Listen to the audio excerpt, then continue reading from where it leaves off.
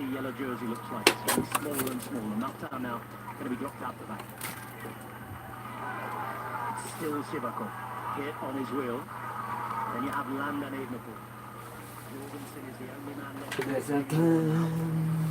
Jheski hanging off the back. Simon Yates is there. Kelderman is just off the back here. As we mentioned, to drive Young.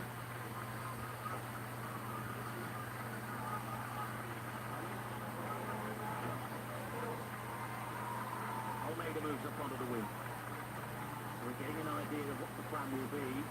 Surely to continue. Almeida himself sitting up there in the general classification. Fourth place at 4:20. Looks as though Sivakov might be coming to the end of his turn. You can see a look around as Pogačar was on the radio there.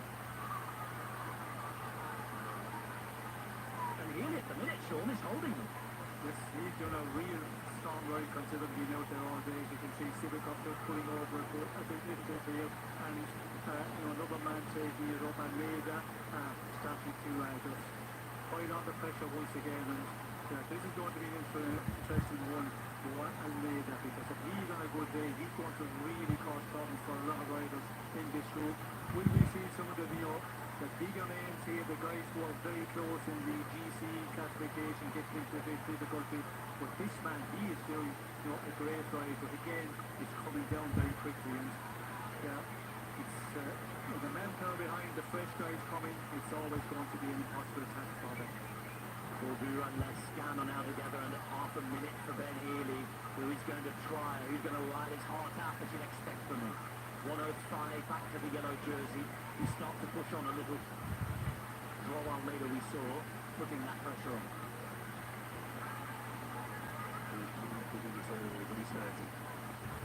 Here is Almeida, he's now got Landa a little further back to see Leith on his wheel. Jorgensen just behind him. Just sitting halfway down the group with Adam Yates. Can we read anything into that? No, I don't think we can read anything. 8 kilometres to go. He has Almeida on the front. He's expecting to hit the right for a long time. Then, of course, you have Adam Yates, who's going to probably up the pace again. And there's a lot of time here to do something. You just sit back, things, have a view, have a look at the riders in front of you, see how they're looking, because the riders, they can read as well.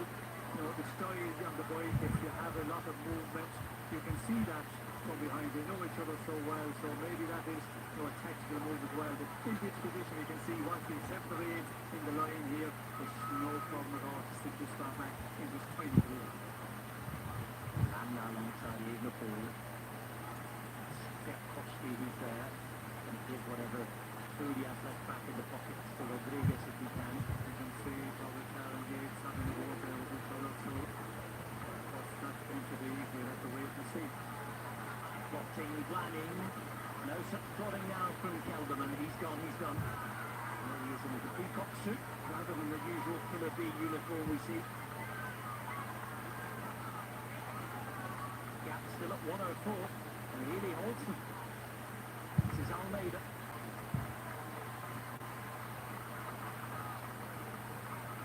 10% gradient here.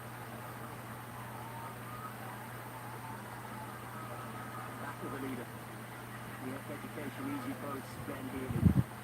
Team has already had the yellow jersey at this race for a day with Richard Carapaz. My, would they love a stage win.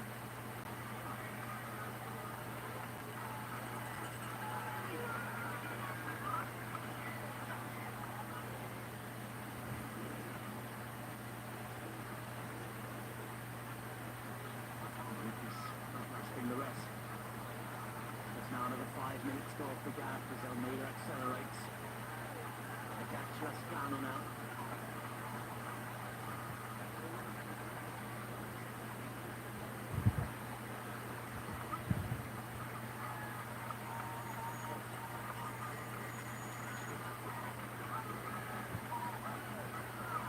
Pogačar in the middle of the group, chasing the leader, Ben Healy. Now then, here we go.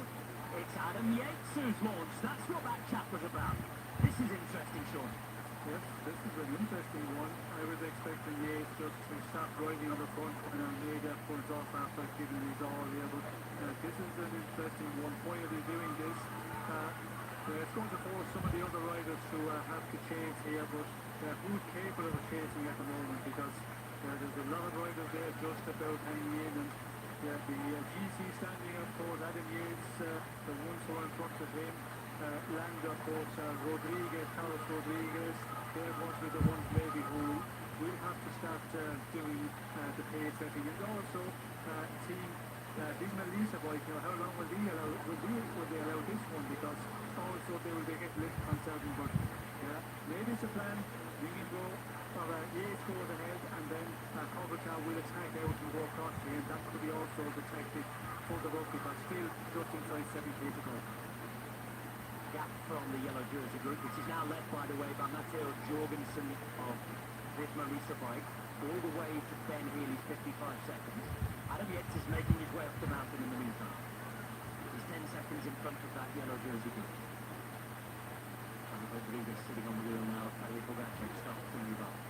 Chip corners in there as well. Igor sitting in front of Pogacar and behind Evenepoel.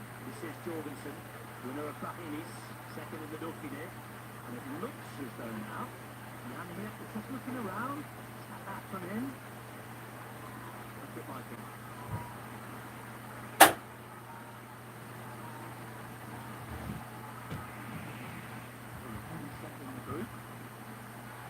He's pulling up the line there, the check. He's a stage winner, same as Ben Healy. 54 seconds. Still any reason to believe, Sean? Well, unless there is a lot of waiting back here between the big favourites. I know the attack of Yates here, this is going to be an interesting one. There has to be some reason that he goes in the attack. Otherwise, the best way to use him would be, when Almeida was going to finish up, then he would take it over and set that pace for as many kilometres as we could, and really, put others in difficulty, and then we would see Kovacar doing the thing he does, normally. He just lets his teammates do the job, put everybody in the red, and then go in the attack. But how long is he going to be out in front here? It's going to be an interesting one here, but it's not surprising here that you see other teams starting just to set a little pace on the front, with Jorgensen continuing on to just tap out the pace and not allow Yates to get any major advantage. Try to isolate him, I think, over here. And Jorgensen throwing his own matches. Because Almeida still sits there with Tadej Pogacar. Yates is 16 seconds now ahead of the yellow jersey group. He's making his way across to Ben Healy here. Still 6.2 k's to go. Crowds on this climb are sensational. 9 pieces to the next to be caught. It's his brother Simon sitting towards the back here. G hanging on. Now there. Pull out on the left-hand side. Yes, began here. We can confirm with you that he's no longer in the top. Only Landa now left for Evenepoel.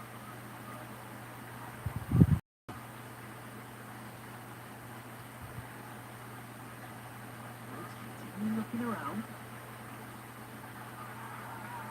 I wonder what the plan is. Further up the hill and left turn to switch the valley. Will be on the way.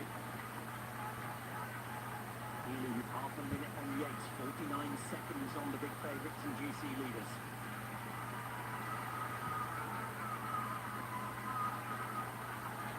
There's no shortage of encouragement for Ben Healy. Spanish corner there.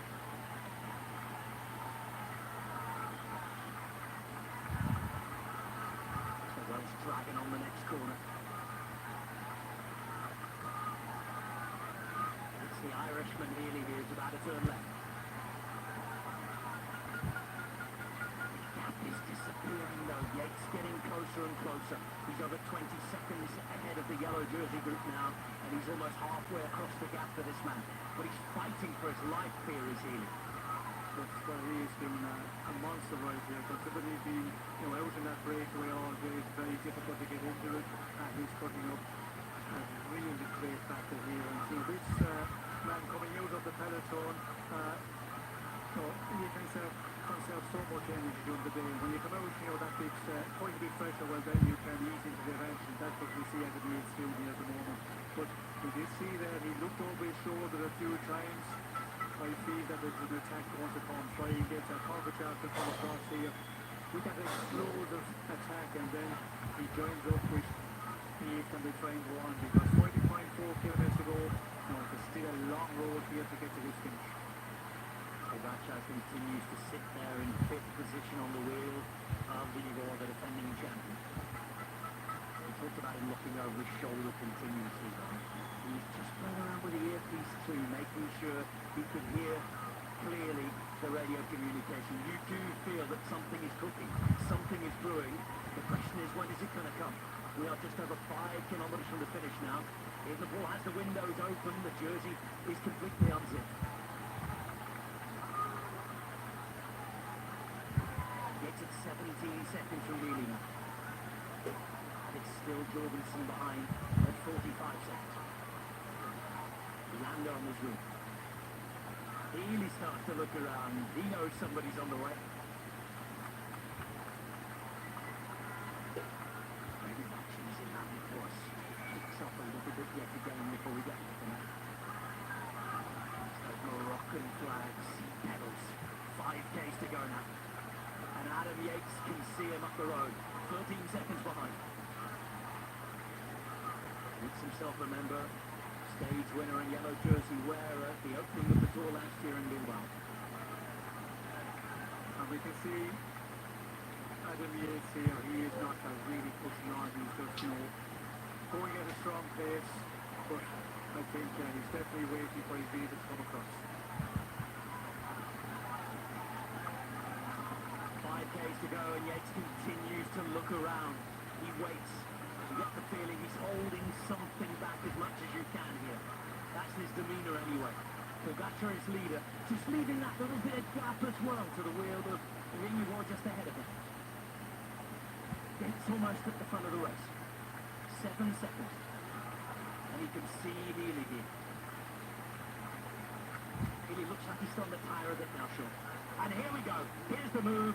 We waited. It was telegraphed. It was coming. It is Pogacar. Vingegaard tried to follow. Evenepoel's in fourth wheel. It's Carlos Rodriguez who's trying to come across here. And today Pogacar pumping on the pedals. And at the minute, Vingegaard's struggling to close the gap, Sean Kelly. Yes, we can see he looks over his shoulder to see who's just behind him, as we can see. Remco just getting across to him very quickly, but this is a big attack here. We could see that coming because of Yates, the way he was, the meaning he was riding out front. And now it's going to be an interesting one with Vingegaard and Remco. Will Remco take it up here? That will be the question. We can see Carlos Rodriguez as well in between here. This is going to be just a full-on battle right the way to the finish. And he's made it to the top at the front. Adam Yates ready to do the job and escort his leader close to the finish. Some more time if he can. It's heartbreak for him at the moment. Yesterday we had the 8th fastest stage ever at the Tour. Crosswind chaos. The scene of the first Pyrenean battle. And Adam Yates, you could just tell something was coming. Patapos mo sa TV mo. Bawal o, ikakat ako. Ito yun o, kayo yung pitikin to. Bukas na. Dami ng mga ano. Ano ba yun? Yung i-plastic niya? Plus lang. Yung ano niya? Ano yun?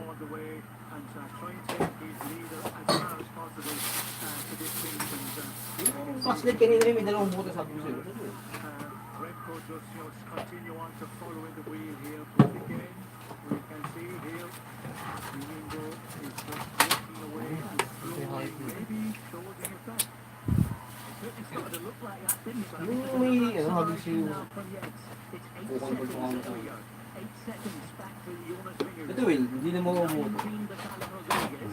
It's yet Oh, to he's working his hardest. Ay, yan. Yan, pagkakas. Ibabara mo tayo ng tapos. Acceleration from May papalitan ka. Ito yan, merong nasira ng tender. Yun. But that's it. That's it. Saan na ron? Hayop na wala pa yun ha. This is the second acceleration now from Pogacar and Jordan Yes, Vingegaard. Ito ba yan na to ba?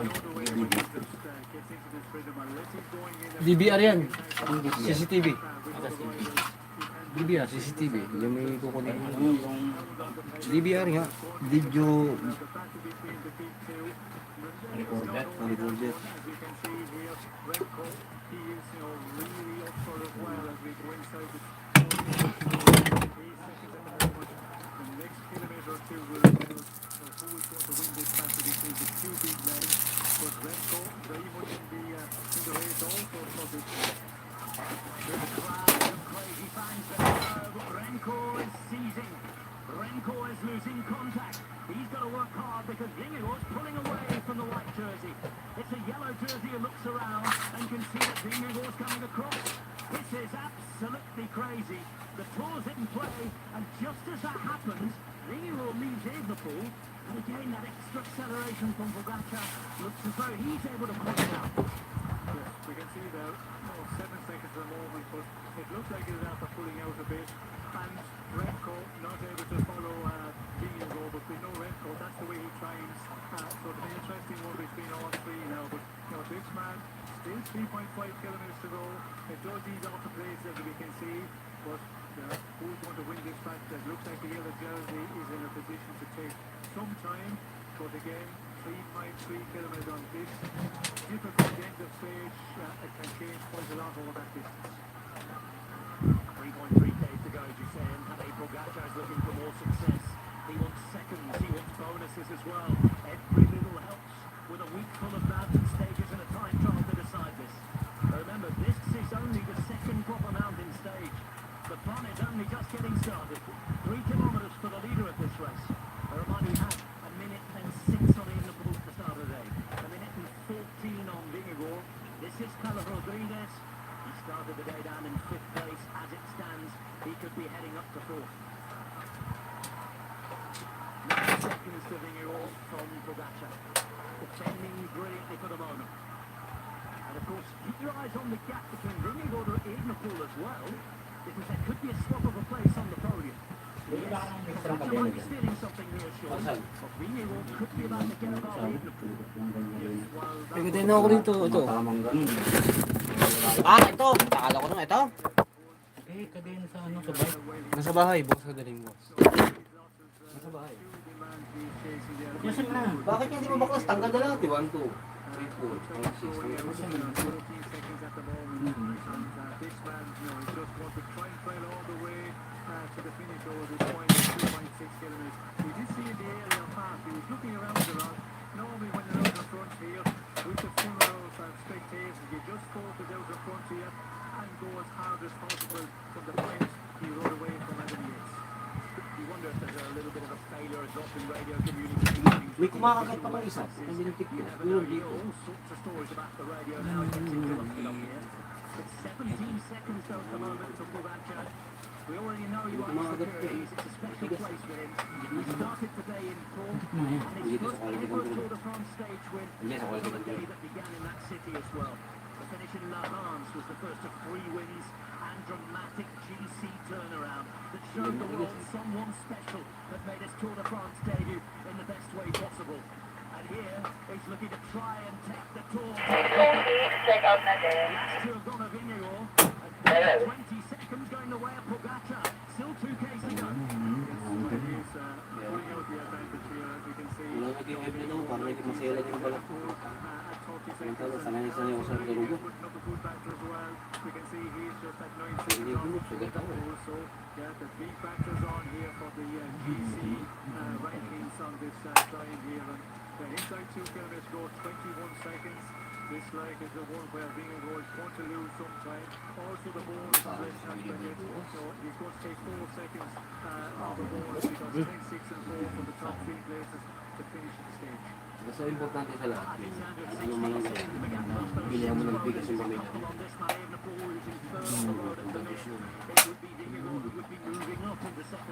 Ano, schedule na natin yung Malabo natin. Yung muna bukas. Yung Malabo. Maybe in the next few days, you never know. He's looking good. He's getting closer. He's certainly on his way up in the 4th. But look at the throngs of fans here, and all having to pop their ways. May nabibiling ganyang battery. He's coming through. Sa may... Bate, umutok ng papasto. Ngik. Wala ba nakasulat sa board? Meron yan. Hindi ibig sabihin, Will, pag napalitan yung kapasitor niya, wala to, sa gitna ito. Hindi ibig sa gitna ito. Meron yan, tingin mo, may nakasulat sa indicate sa likod yan. Ang board. Ilang parang gusto natin.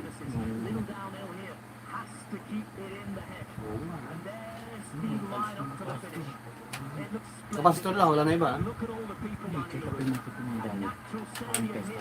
Diyan kaya ako, pag tayo. Maraming kapasitor dito, mga nila.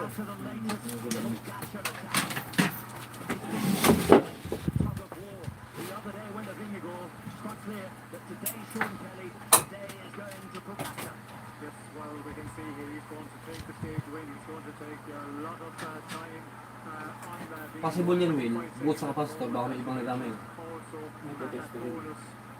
going to take that 10 seconds of a bonus, but this man also will get that 6 seconds for his second position. But this is the demonstration by the yellow jersey.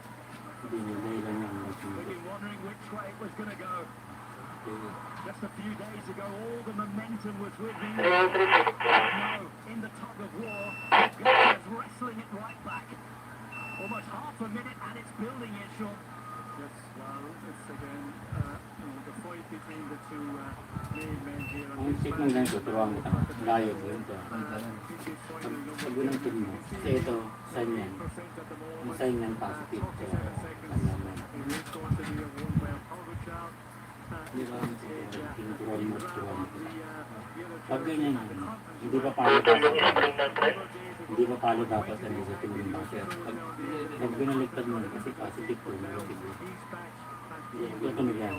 Okay yan. May tawag din nila eh. Good yun, good. Yan, good yan. Pero pag binaliktad mo na tumunog, sorted yan. Kailangan walang tunog yan. Yan, yan.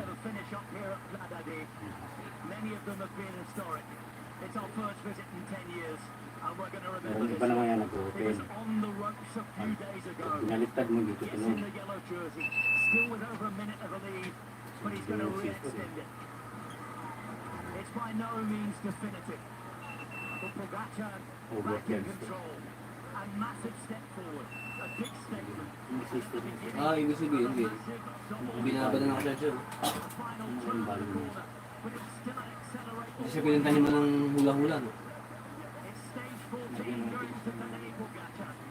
His second lap Yun, in stage wala 1. sa susi ng 100 na ipar, 28. Ayun, ito. Slim mo. Marami sa dito. Yan. Istoro mo din natin malaman. Lagyan natin ang wax. Ganun mo. Ano ba alam mo? Confidence was his. Pogacar was on the ropes, but now it's he who's leaning back, Brown swinging, block. struggling to stand up. Brown block. He's going to move up to second, but he's going to 1, lose 0, control of the momentum. points. This Tour de France is still on, but this particular fight today has been won by Pogacar. And the damage plus the 4 extra bonuses. 9 seconds. 53 swings to Pogacar.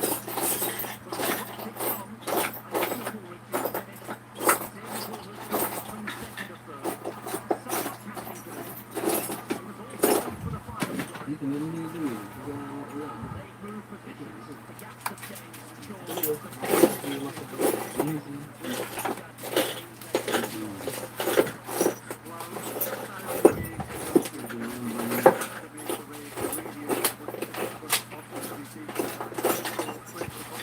Ito mga ng voltage ko kapares ng microfarad.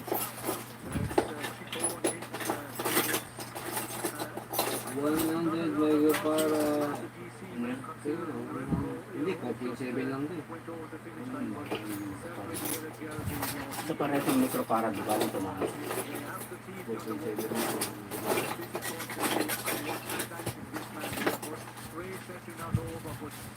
Sure, he's taking, a bit of a conference and time-wise, which is the Hindi important. na, 10 minutes lang.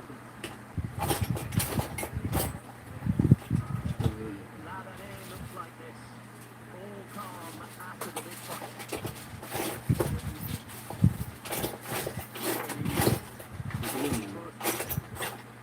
82 na itong palad, kaya lang laki. Away the play to top. He's lost a few seconds, so I believe he can just about hold on. 82 lang? Hindi, wala. 450 gold.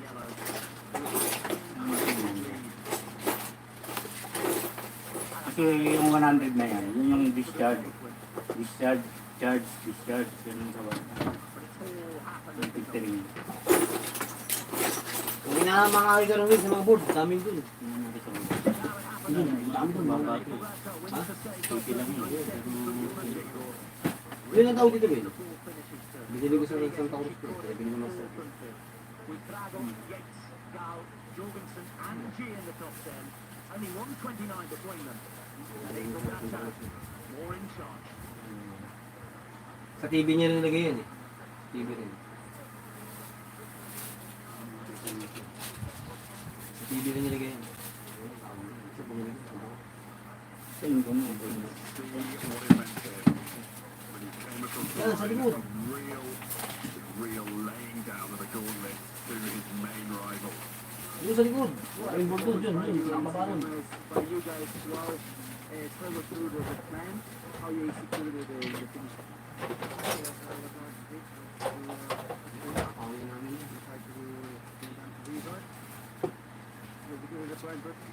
TV to.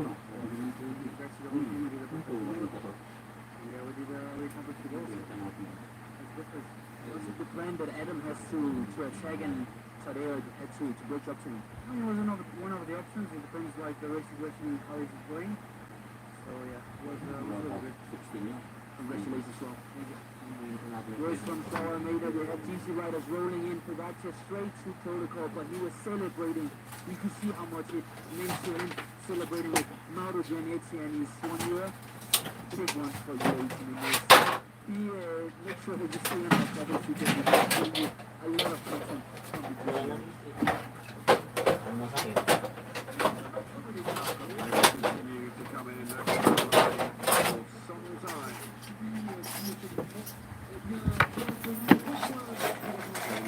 Involved in that move early on in the breakaway, taking the mountain points today. 70 mo pa rin. Pero gawin mo na, wala na. Years ago, Rapamaika, Saint-Laurent-Soulan. Dito lang nga dito. Ayun mo, hawak yun.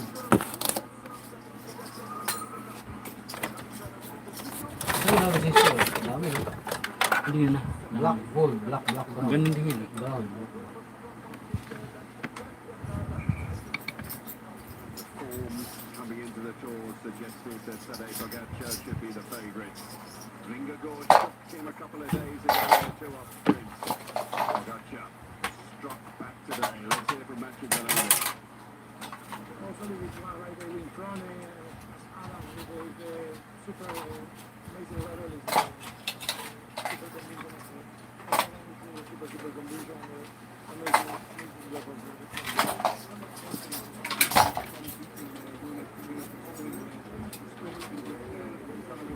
Imagine 1 minute 57 in the organization that was yesterday. Oo. Ano nakalagay doon? Ano?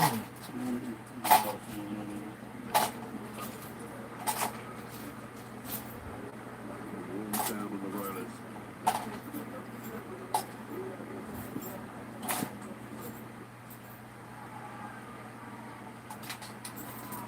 And Healy sits and keeps his wings, tries to recover as speedily as possible.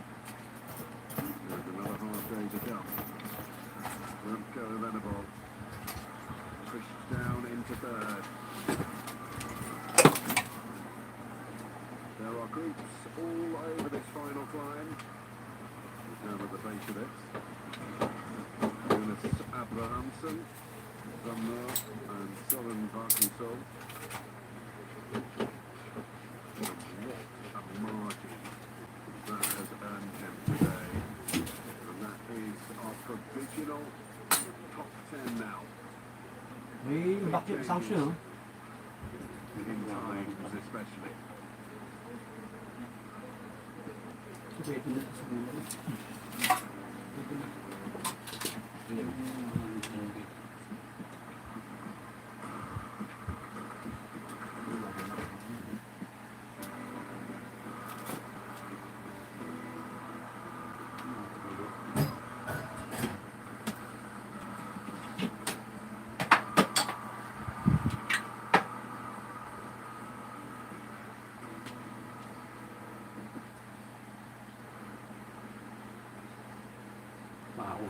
sa dulo. Oo, nagawa niya. Ano yan. What is interesting is when you look at Disney Bradbury always tips her glasses up into the front of her helmet when she's climbing, and so does Lotte Kopecky. So it's unusual, isn't it, to be able to sort of look into the eyes of a rider, and you can read quite a lot from that.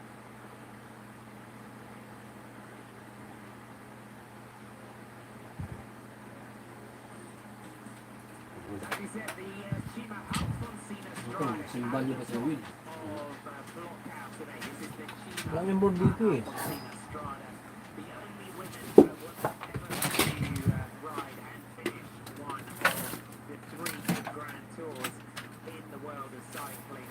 The 1924 Giro d'Italia. She also Ano, held meron the hour record back in 1938.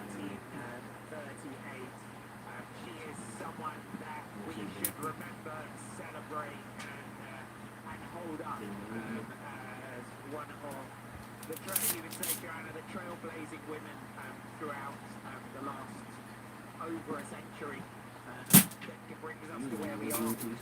Yes, 16 volt. absolutely, indeed. It's a really fascinating 100 volt, story, yeah, and it's 16 brilliant volt. that we can 100 UA, still 16 tell volt. those stories and remember these riders. Women's cycling has come an obviously Baba. incredibly long way since then, and it's brilliant that we do hear more about the history UA. and those women in the past who were fighting for the sport and participating in inclusion, however that looked. 12.3 kilometers to go.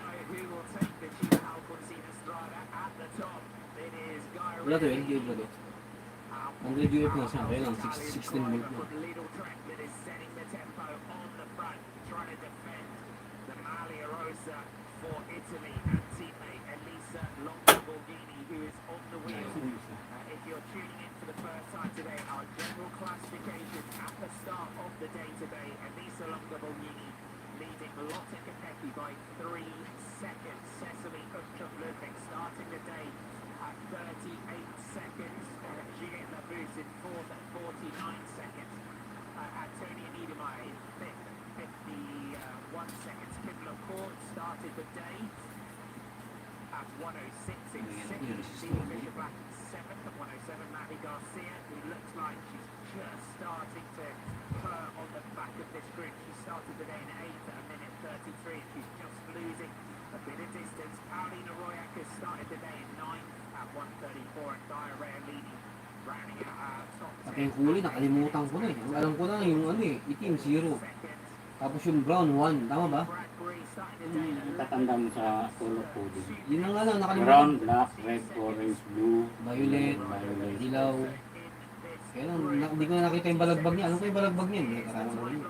Yung sa ulo niya. Yung pang-apat niyan, tolerance. 308 check out na po. Ride sometimes as well. You just ride within your own thoughts as well, and take the silence away. Libre mo. Get some silence and just focus on your ride in a way. Yeah, it's a special skill to know exactly what to say Kaya to a binitawan rider in ko yung hayop this na situation, to get electronics that sa right sa ulo. balance of encouragement and also be realistic about, where they are in the stage, whether that's, in a time trial situation or a road stage. And, Gold, and silver, like I say, a real special blue. skill for a DS to get that balance right. Sometimes the balance isn't quite right and you think, I Kabisado don't ko yan, want to kaya listen to nawala na sa anybody. isip Other ko. times, there's nothing really useful they can say. We've been up this climb already today, but she knows exactly what she's dealing with. All she can do is do her best here and try and limit her losses in terms of the time.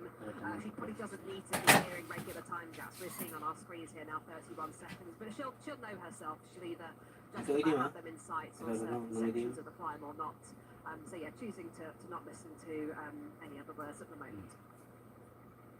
It is. You've got, as a sport director, and some people sometimes they share a lot on the Tour de France and things in terms of how low key the sport directors are in the car, but that's kind of how you've got to be. It's got to be very much straight to the point a lot of the time as well. And as you said, sometimes you don't want a lot of hype in your ears sometimes as well. You just want instruction, a little bit of motivation, and it comes.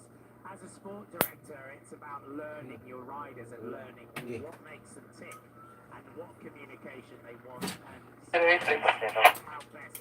Because every single rider is different. Yeah, they are, and the most crucial thing for a sports director in this situation Hindi racers to papalit give niya. the Tama really ba? relevant Simbang nila. information that you need for the stage, and whether that be, you know, any obstacles coming up on the stage, any sort of significant parts, any weather updates, whatever that is. Not so relevant today because we have been up this climb already. We know exactly what we're dealing with in terms of the gradient, in terms of the so we'll be well aware of that. And it's a case of just the necessary encouragement. And riders also know what they're capable of on a climb like this. You know, we know we're looking at around the hour mark for climbing. Riders will know what sort of power they can average for an hour. They've done efforts like this plenty of times in training in various climbs across Europe on various training camps. And they'll know sort of what they're capable of when they are within themselves. The heat does affect things as well. And it's been interesting to see a number of riders taking bottles from other teams, and they've been interesting to see which Swanyers have been handing those bottles. So Kopecky there just taking a bottle off her teammate, Eve Fisher-Black. I saw her taking the bottle off some various different Swanyers in the last few kilometres as well. So clearly very desperate for the cooling effect of this water at the moment. So this group has been whittled down to a select group. Amalia Rosa is here, her teammate is setting the tempo on the front, and yet again we're being shown the versatility and the talent of the world champion in Lotte Kopecky. We said in her post-race interview yesterday, and I think it was interesting what Kopecky was saying in her post-race interview yesterday. She said, if you look at the blockhouse, what do you think you can do? She said herself, no one expected me to be able to climb the Col de Tourmalet last year, and I did. And I think that's such a lovely position to be in. When you're a rider that is, you know, she's world road race champion, she's won pretty much everything going, and to still be able to say, people underestimated me, like, how rare is that when you've got a rainbow jersey, yet still have people underestimate you on certain terrains? And it's interesting that she's like, yeah, no one's expecting me to climb this well, but let's see what I can do. Pressure's off, and lots to be gained for Kopecky here. And for Gaia Realini, this is the ride that we're seeing from Gaia Realini do on the front here. She is just setting her own pace, setting her own tempo. This is as well the sort of evolution of this young rider from when we first saw her with Tyson on Premac Vittoria. Well, this sort of terrain is what she is made for. She's pretty local to this area as well, and just seeing her plug away at the front of this group on this climb is exactly what her forte is. And what I'm really looking forward to over the next few seasons is how little trip Basta ano value? Magkano? Ano value? 100 tsaka ano mo? Yung kailangan mo? Basta 1,000 microfarad. 25. Sa'yo mo 100 megafarad? 100 nga, microfarad. Ang 100 microfarad. 25. O yung wire wheel, paano mo naman i-charge? Development over the years, the guidance of mentoring type riders like Lizzie Dyken, you know, which is not in this group, but as I'm talking, that big move here from Canyon Schramm, first attack of this climb. Lee Bradbury goes on the attack, goes with 10.6 kilometers. Diyan may plug dyan, you know? Yung ginamit sa charger. UAE Tour and other races that we've had so far this season, Tour de Suisse. You'll have seen the Yun lang, yung may climbing plug. prowess of Lee Yan, yung sa power supply, yan, putulin na. Nakaipit. Paulina Royakis in that out of the saddle style that we know from Paulina Royakis, and the gap here to Elisa Longa Borghini. The reaction is measured. The reaction is taking time. Canyon Schramm are in a chance position here. They've got two riders on this climb. Bradbury, who's just throw down the challenge on the climb. You can see me, Fisher Black, Gaia Realini, Mandy Garcia, and Juliette Labousse. Bradbury's initial acceleration is just about gapping those riders behind and then sit at that rhythm and sit at that tempo. But Royak is right on the wheel here. This is fantastic. This is what we were looking forward to seeing, and especially that Canyon Schramm racing team with the sort of double act of Antonia Niedermeyer and Neve Bradbury, and it has been Neve Bradbury that's gone first. And you're right, you said the word measured, Martin. That's exactly what Longa Borghini is doing here, just gradually working her way back up now. Ibig sabihin, nakikita mo yung mga dalawa nila sa GC. What Elisa Longa Borghini is going to be mindful of is accelerations where Lotte Kopecky is able to just follow, and that's what we're kind of getting here. Well, what's interesting is how seemingly easily, I'm sure it wasn't easy, but Kopecky was able to follow that group that has been here just after the here. We are Lisa Longa Borghini, Antonia Niedermeyer and Lotte Kopecky.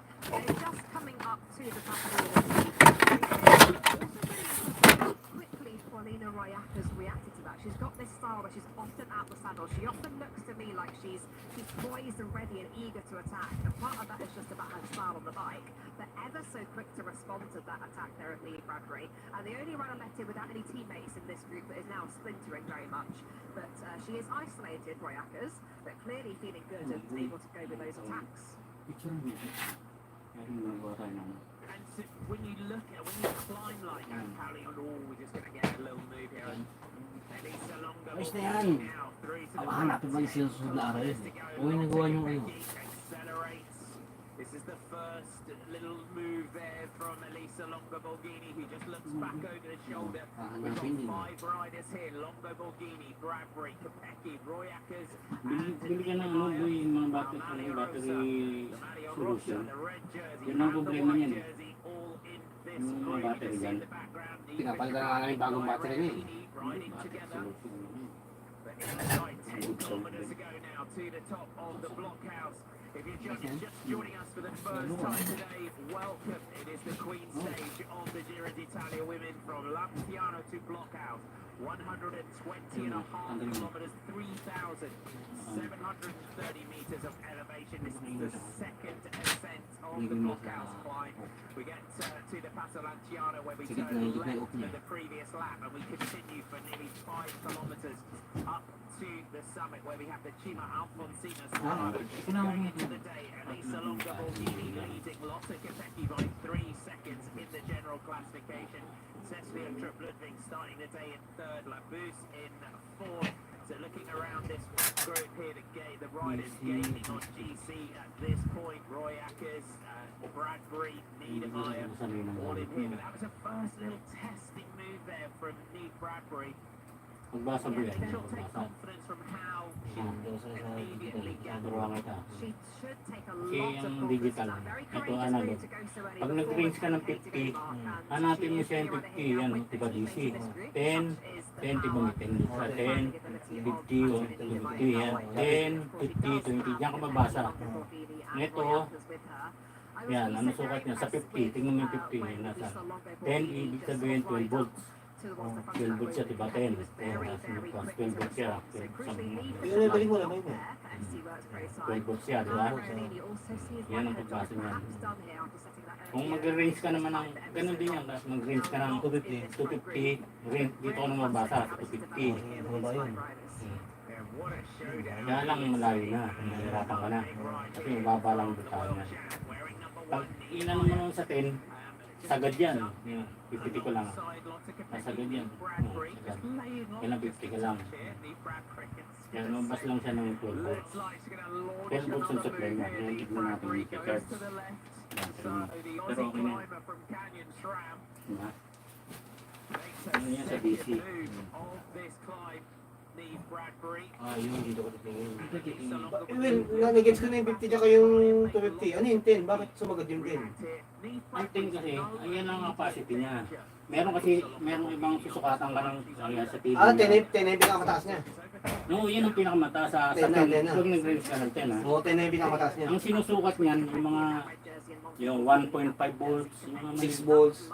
No, 6 volts. Kasi hindi siya tataas ng 10 Oo volts. nga, ang pinakamataas niya 10 lang, no? Hindi siya pwede sumobra niya. Yung pag, alam kung ano sukatin mo, alam mo anong mataas siya. I-release din ng 50, gano'n. Kasi well, pag yung 10 ang nilagay mo sa 10, 12 volt tayo, sobra talaga yun. Sobrang talaga yun. Yung 10 lang ang kaya niya, di ba? Yun lang ang capacity niya. Isira yung tester mo. Kaya pala pinitik mo lang. Saan Saan madalas yung nagamit yung 250 win? 250 meron dito. Sa madalas yan? Sa Kagaya ng capacitor. Hindi, sa yung capacitor ng 250. Yung 250 yun. Ayan, 400 volts. Sa 250 yan. Oh, pag nakakabit sa sa board, pag sinukatan mo yan ng dalawa, 250 mo. Kasi ang rate ng kuryente natin 250 yung pinaka ano, 230, di ba? Doon mo kukuha yan kung ilang volts lang yung pinukuha niya. This is her Basa naman territory. natin. This is her Sa stomping resistance ground. naman, Is sumira the po sa resistance. Canyon Tram Ride. Sa She's mga got ano, her sa teammate behind. mga resistor. Fiona said Mahirap maganda lang, lalo yung pagdayo. Will, paano siya napupunta sa dito, yung naglilipat yung mga tao? Alam ko ito, kung ba 7 okay yan. Ba't paano tayo napupunta sa 10, tapos times 10, 1K? Paano, Ano nga eh. anong dahilan na ba't lumilipat na Kunwari, rin? kung resistor lang yung sukatan mo, resistor o 1 siya lang yung reading. Ang resistor 10K. 10K. Ano yung resistor 10K?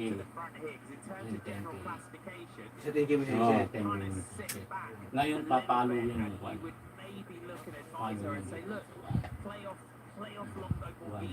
1 times 10K. 10K. Diba? Kaya may times yun. Palo sa resistor ha. Palo siya ng 1. Okay. Times 10. Times 10K. Hindi 1K. Papalo yan. Pag yun bumaba, Wala nang value. yun, mataas na value nun.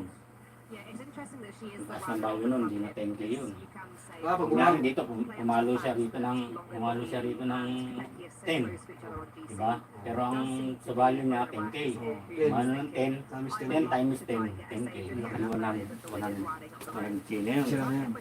Hindi, mataas ng value. Buo pa rin yun, kaya lang mataas ng value.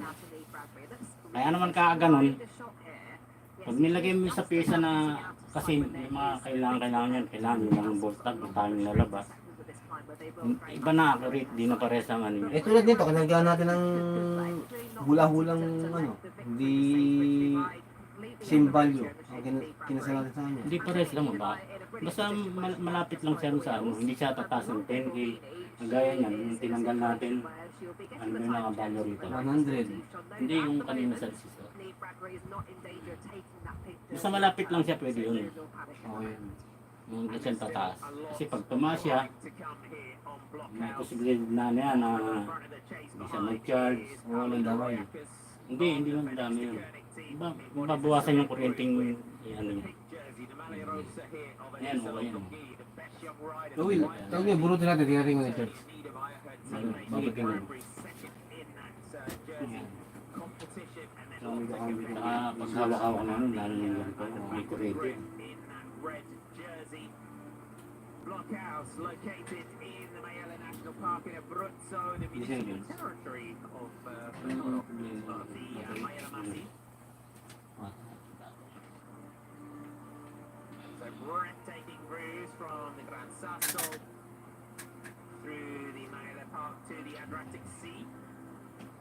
Named Blockhouse, meaning stone house in German.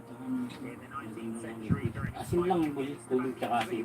Kakarga po eh. who was stationed atop the Yung mountain asin. at the Kaya stone tubig. fort. It was built Yung in una to eh. Kaya hindi nila. 1863, remained operational until about 1867. Asin lang.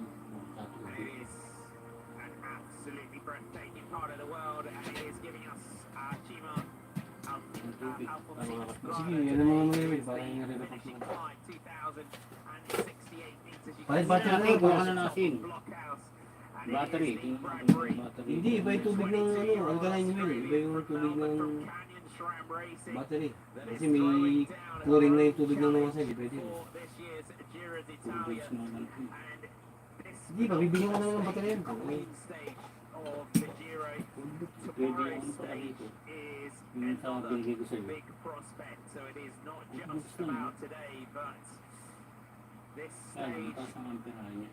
in excess of 3,000 meters Pabibili ko na of yan. Hindi ko battery climbing, yan. getting up to almost 4,000 meters of climbing. Ang galing may This is hinuman. our second Para saksak ascent na of lang. Blockhouse. Certainly is. So they know exactly what they're dealing with here at the moment. With about Hindi nga sa 5 taga K to kasama go, ng that's ano the yun. turn off, where last Taga lap they took a Cola. left to go down Cola. the descent. We're going to sort of go straight on and continue. Wala na dikit mo na, wala na shoot ha. From the sort of 5K to go point. Just seeing it's promises to go there. Okay yung problema dyan ha. On the road at the moment. Stunning views here, as you've been saying, Martin. Very, very beautiful part of the world. Ayun, Not a lot of time to think about that at the moment. Our pink jersey wearer, Longo Borghini, has chosen to do the work. battery na lang yun. But you can see Ryaker's just not quite getting Take out space of na lang, that. eh, no? Niedermeyer there getting wrapped up as well as Longo Borghini accelerates out the saddle. Just Kopecky able to stay with her now.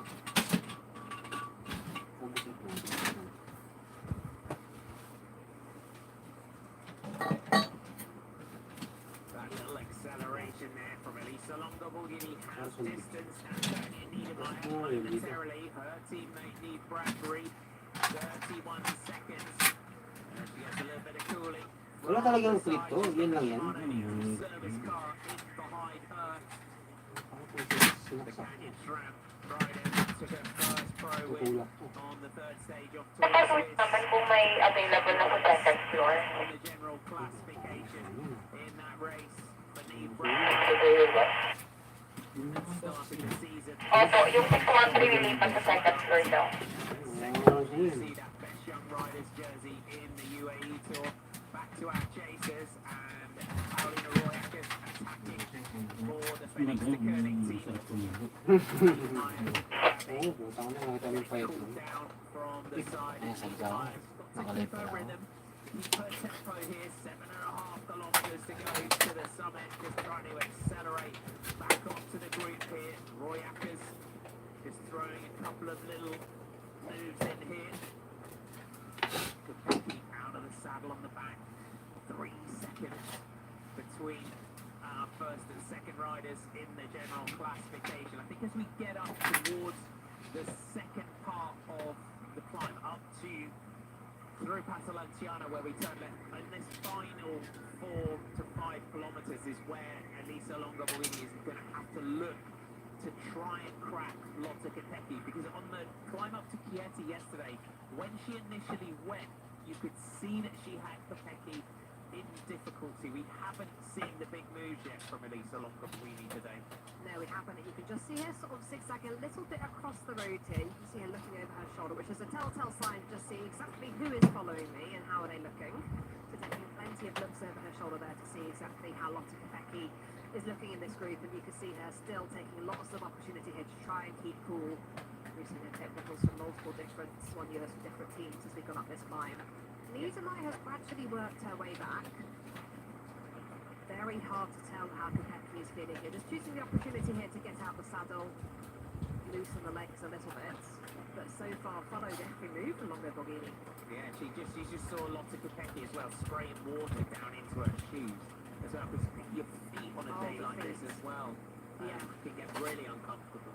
Yeah, it feels like your feet really expand in the heat. Your cycling shoes now feel too small for you, and when your feet are that hot, it's a really uncomfortable feeling. So yeah, regularly you might see riders just sipping the water over their feet. Anything that's cool, anything able to bring about a bit of a cooling effect, just make it a little bit more comfortable for them. And you saw Paulina Royackers there just sitting up and zipping up her jersey, because it does cool down as you go up mountains. We've got kind of 25 degrees at the top, which is a little bit different to the sort of 34, 35 degrees that we got in the valley. Yeah, that'll be a welcome respite from the mid to high 30s that we've had further down in the valley earlier on today. Still very hot out there, and still the hydration, the cooling is still very important. I think when you have got yourself overheated, when you've got to the point where your feet are feeling too hot and you have any tip water over them, 25 degrees won't feel particularly cool, but it is better than what we've had at the bottom of the climb. Paulina Royackers setting the pace on the front. Elisa Longoborghini and Lotte Kopecky are playing a game of who blinks first on the back of the group. Back up to the front though, and Neve Bradbury, 51 seconds, started the day in 11 at 2 minutes and 2 seconds. So Longoborghini and Kopecky have That area, why was that area not secure? You lock down the inner perimeter, right? Wherever that strong presence is.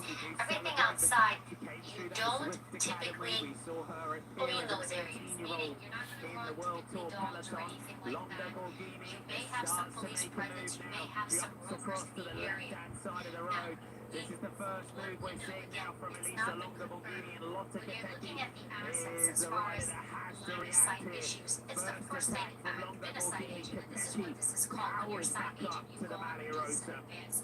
And one of the big things you look at is line of sight. You actually get up, you physically stand on that stage right in front of the standing, and you pretend I'm photos. What can I see? You can see me. And you actually look around and you I was watching an interview with Elisa Longoborghini. They asked her how she likes competing against Lotte Kopecky. She and then said you she loves focus on how do I competing create against her an as a obstacle? rival. How do I create read an Yeah, instruction. and what a treat I'm we going are even in to the for here today, extent seeing these two where brilliant you're riders using racing against each concealment, other. There's still even 53 seconds using on Lee glancing. Bradbury. She's This is the retrieved point where things Longo that Borghini was when it took anything place in injured. concealment He would rented. like to get rid of Kopecky and not be worrying Evie, about thank you those very 3 much. seconds, but be worrying Want to about let folks know where things stand now at just after half past midnight here on the East Coast. Now, just over 6 hours, give or take, since former President Donald Trump was shot and injured in an assassination attempt during his campaign rally in Pennsylvania. The Secret Service says the president is safe, that the shooter is dead. Afterwards, we've seen former President Trump already posting on his online platform that he was hit with a bullet that pierced the upper part of his right ear as he felt it ripping through his skin. Moments ago, in that news conference we carried live here on NBC News, we heard from law enforcement officials on the status of the investigation. Watch. This evening we had, we're calling an assassination attempt against our former president, Donald Trump. It's still an active crime scene. As I mentioned, we have people agents on scene. We also are working closely with other federal agencies, our state partners, and our local police partners as well. Still so many questions tonight, but I want to play out for a minute the video of because it's been a story that we've been tracking all day, including the condition of former President Donald Trump, who said to be fine this evening. Here's what we know right now. The Secret Service says the shooter was neutralized and reportedly say that one attendee was killed while 2 others were critically injured after multiple shots were fired. The former president was seen falling on stage and later escorted off stage with blood on his face and ear. Trump made a post on social media saying that he was shot in the upper part of his right ear, and Fox News reporting law enforcement recovered an AR-style rifle from that scene. Officials say the shooter was engaged by Secret Service members after the shots were returning fire and then killed that suspect. Witnesses say that the suspect was seen on roof just outside the rally. So what you're looking at here is a top-down view of that scene close to where that rally was held today. Witnesses say that they heard the initial shots ring out in speakers before. More like what we heard, the bullets rattled around the grandstand, one hit the speaker tower, and then came us where we hit the ground, and the police converged to the grandstand for another shot. What was very interesting to me was seeing the Sabog talaga yung tenga niya eh. Swerte Swerte pa sa Will, no? Dito lang ang hinikaw. Tutusin, sa ganyan na mamatay niya eh. Ito boy, turo ko rin yan. May magkagana pa. Yan, ipapalit si Alinong ganyan. Yan, ano yung trabaho. Marami mo sila. Marami yan. Meanwhile, the White House says President Biden's already Keep everyone cool. 47 seconds Kadalasan is ito the ginagamit. gap from Lee Hindi Bradbury sa to airport, Paulina hindi Roy. sa Grinds her sa way ano back sa on here. repair. Longo Borghini. Another acceleration from Elisa Longo Borghini as we're heading up here. 5.5 kilometers to go. Every time Paulina Roy Akers rides back on Longo Borghini. Ano ba trabaho niya, Will? Ano bang Another taga-ano move siya? in and Lotte Kopecky each time is just batting back these May challenges spot from mo rin. Elisa Hindi, Longo Borghini. Ano talaga eh? Royakas battling away here, like you said, just sort of yo-yoing on and off the back here, still fighting, still not giving up, still trying to get on the wheel of Kopecky. But I'm so impressed with how well Kopecky is just stuck like glue to the wheel of Longo Borghini. Longo Borghini has not got anything else to give. hindi She's nyo got no namin. Pag teammates, ito, got no one umano else kasi to ng attack. init, nagkakatok yan. Kopecky chase. It is just rider versus rider for that overall general classification. 40 seconds we're seeing here to lead Bradbury. Still at the moment, she will of course put herself right up the GC, but she's not actually challenging for the pink jersey with that sort of time gap. It's still these two Kailangan pag riders nilagay that siya sit ng at the top init, of the iwan shot nakarami here yan. in the red of the pink jersey. Nakadikit sa amin ko sa Top init. place in that GC. What a Hindi siya showdown naman we nagkakatok have yan. here in the Giro Ang d'Italia. relay din yan. Paulina Roy Akers on Fenix Mechanic Ito na. started the day in 9 Kaya minutes kaya and mali ka pa 34 seconds. She's looking to Hindi keep siya herself nakadikit na in a init. podium position or move herself up to a podium position in Nilalagay this ito sa Giro. amping, ito sa We're going amping. through Mahitsing the pa ng point amping here with yan. 5 kilometers to go to the summit. How can Elisa Longo Borghini approach this one and try and get rid of Lotte Kopecky behind her? Lee Bradbury on to this section here with 5k to go. A little bit of respite for Bradbury before we start the final ascent up to Blockhouse.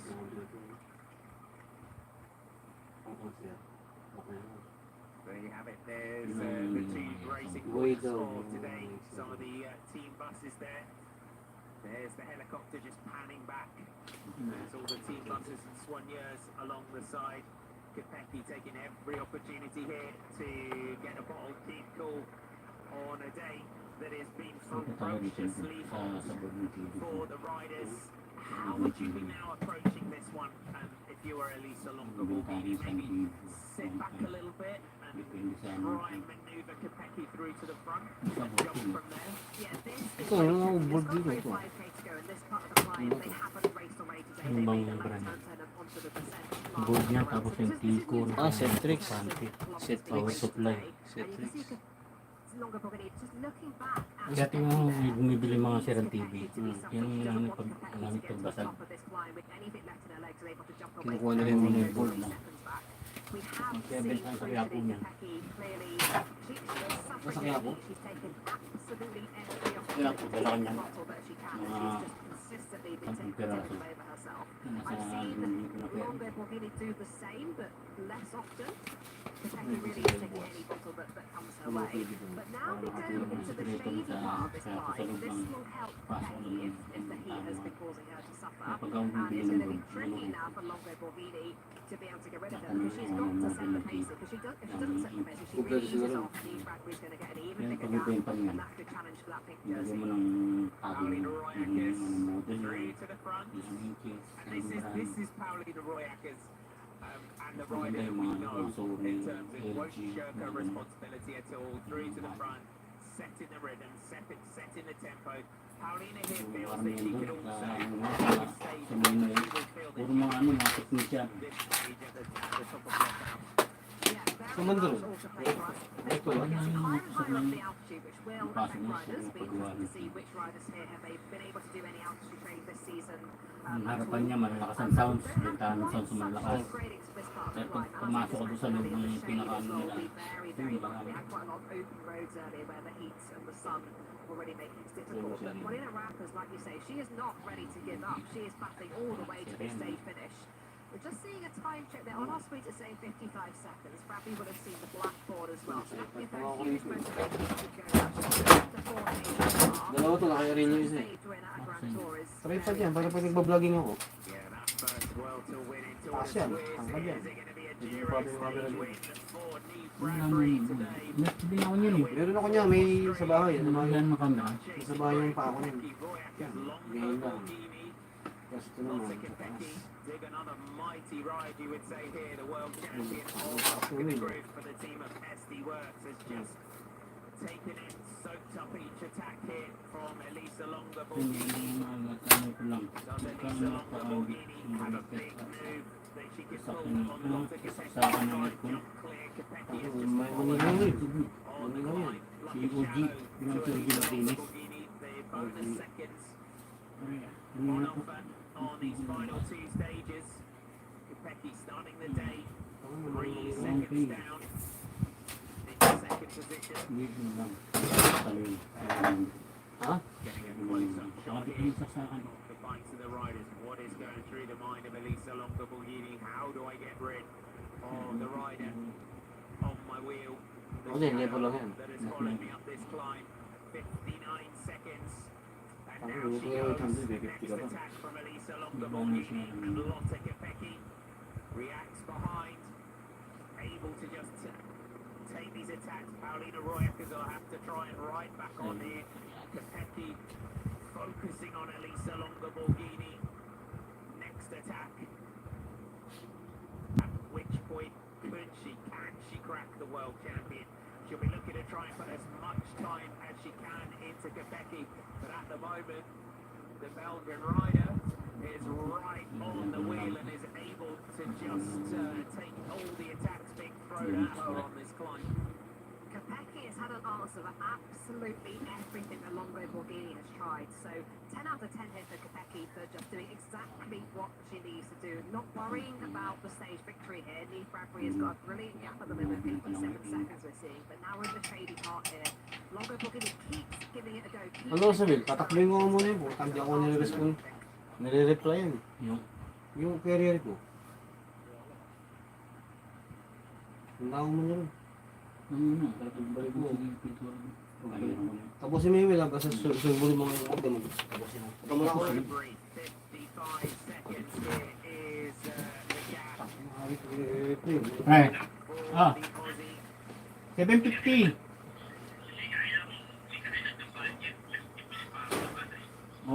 O sige, 500 na lang. Basta ikaw yung bilang materyales. Breaker. Isang ba kukuha ng ano yun? Isang kukuha ng supply?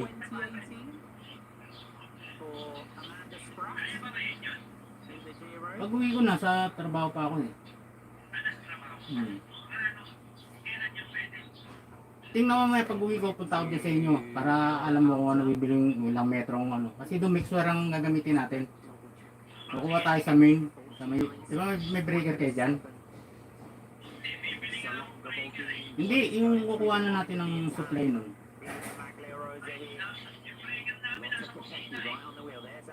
Tapos yung aircon mo, saan lapit? Ayan. Eh, titingnan natin ilang metro lang pala yun. Ikala ko malayo. Hindi naman siguro gagamit ng mga 10 metro yan.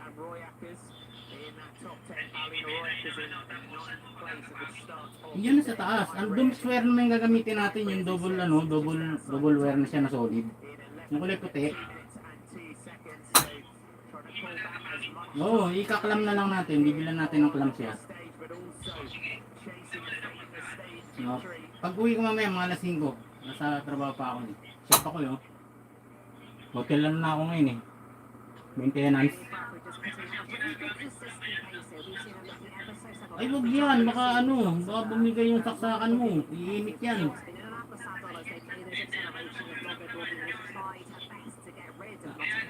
Hindi kahit na, kasi malit lang ang wire niyan. May possible masunog yan. Pag uwi ko mamaya. Black na yun, 500, okay na sa'yo yun. Presyong ano lang yun ha. Presyong kaibigan na yun. Yung materialis ka lang ano kasi bibili ka ng breaker ng sarili. Pag uwi ko mga alas 6, nandiyan ako. Alas 5 out ko eh. So the Canyon Tram rider is moving herself up considerably in the general classification today. It has been a vintage Paulina Royaca's ride here, just in and out of the saddle all the time, riding herself back into contention constantly. Every time you might think that Paulina Royaca's is down and out, she comes back yet again. So she will just try and get back in here if she can.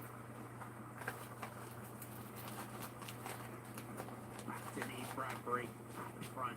What an attack. The way she did it was such, as you said, Joe, just the way she laid off and just launched that move. You could feel that second attack was coming. The absolute textbook perfection there in terms of taking your rivals by surprise by laying off and coming past them already at speed. So she did that brilliantly. Executed that to perfection. There's now got a minute gap that we're seeing on our screens now. We're still over 2k to go. Got some lovely smooth tarmac here as we're getting further up this climb. Approaching 1,600 metres of altitude. And still, Royakas is coming back towards the wheel of Kopecky. Kopecky looking over her shoulder there, just seeing where Royakas is, but once again battling on, as we've seen all day here from Paulina Royakas, getting herself back up to the pink and red jerseys here in Longo, Borghini and Kopecky. You can't keep her down. Paulina Royakas, as you said, this is a vintage Royakas ride. This is the Paulina Royakas that we've all been fans of throughout career and come straight back through to the front here. Minute and 3 seconds down on Neve Bradbury. 2.1 kilometres to go. Amanda Spratt in 2018, that last victory for Australia in the Giro. You've got to say, the new young talent from Australia, Chloe Hoskins, Tim Cromwell, also previous winners of Giro stage wins over the last decade, you would say. 1.9 kilometres to go. Minute and 4 seconds is the gap. So Neve is now really gaming in the GC here with this ride. Yeah, she is. She'll put herself right up there onto the podium. Royakas are on the front now doing the work in this small group of 3 riders here. We've got over the minute gap there for Neve Bradbury, but Royakas clearly has got the legs. She's keen to push on. She's got herself back up to the top 2 on GC, and she's not ready to give this up just yet. It's giving Longo Borghini a little bit of respite, a wheel to follow for the first time in a while. There's still lots of Kopecky stuck like glue to the wheel of Longo Borghini. The virtual white jersey now on the road for Neve Bradbury. What a mighty ride, you got to say, from the young Aussie. And that ride that she came into the finish with teammate Cassia Niewiadoma in the Tour de Suisse to take that first big World Tour victory. And the best young rider in that stage race leading into this. She has had a big season. She came to the summit of the climb at the UAE Tour, where Lotte Kopecky out-sprinted her at the summit. But today it's all about the Aussie. And we go back to 2022, where she finished 10th on the general classification. She came into the 2023 Giro as Canyon Schramm's protected rider, but she'd had a tough season after breaking her wrist early on in 2023, if I remember right. I think it was the wrist that she broke, but has come into 2024 having done a huge amount of work over the winter and through the back end of last season, and the confidence of our leader at minute and 5 with 1.3 kilometres to go has just been growing and growing. The battle for the general classification, just not able to, Elisa Longo Borghini not able to distance Lotte Kopecky at all. And this 3 seconds here, the sprint to the line, is where it's all going to come down to in terms of bonus seconds.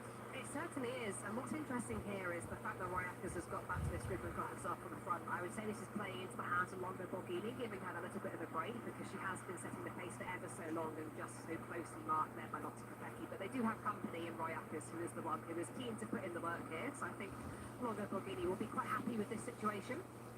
Still, Kopecky is looking poised and ready. We're back into the more exposed sections of this one, because we've got a little bit of wind at the top here with these flags. Of course, the temperatures will be cooler up at this sort of altitude as we're now approaching 1K to go. Flamme Rouge, what a moment. And also, Joe, is Neve Bradbury here on Blockhouse on arguably the biggest day that we have seen on our screens, especially over the last, 10, 15 years perhaps, in the Giro. This is a historic ride up here to the top of Blockhouse. Yeah, certainly for the riders of this generation, this is one of the biggest days in the Women's World Tour peloton in terms of the climbing meters again, in terms of how tough this summit finish is here. And inside that final kilometre now, looking very set to take the victory. Still, Royakas is battling on. Still, Longo Borghini is happily sat on the wheel there of Royakas, and still Kopecky is poised in third wheel. We did, and we had some big rides in the Giro in the past before we ever got to see it on our TV screens. First time we finished up here on Blockhouse. Neve Bradbury, 700 metres, 600 metres now to go to the top.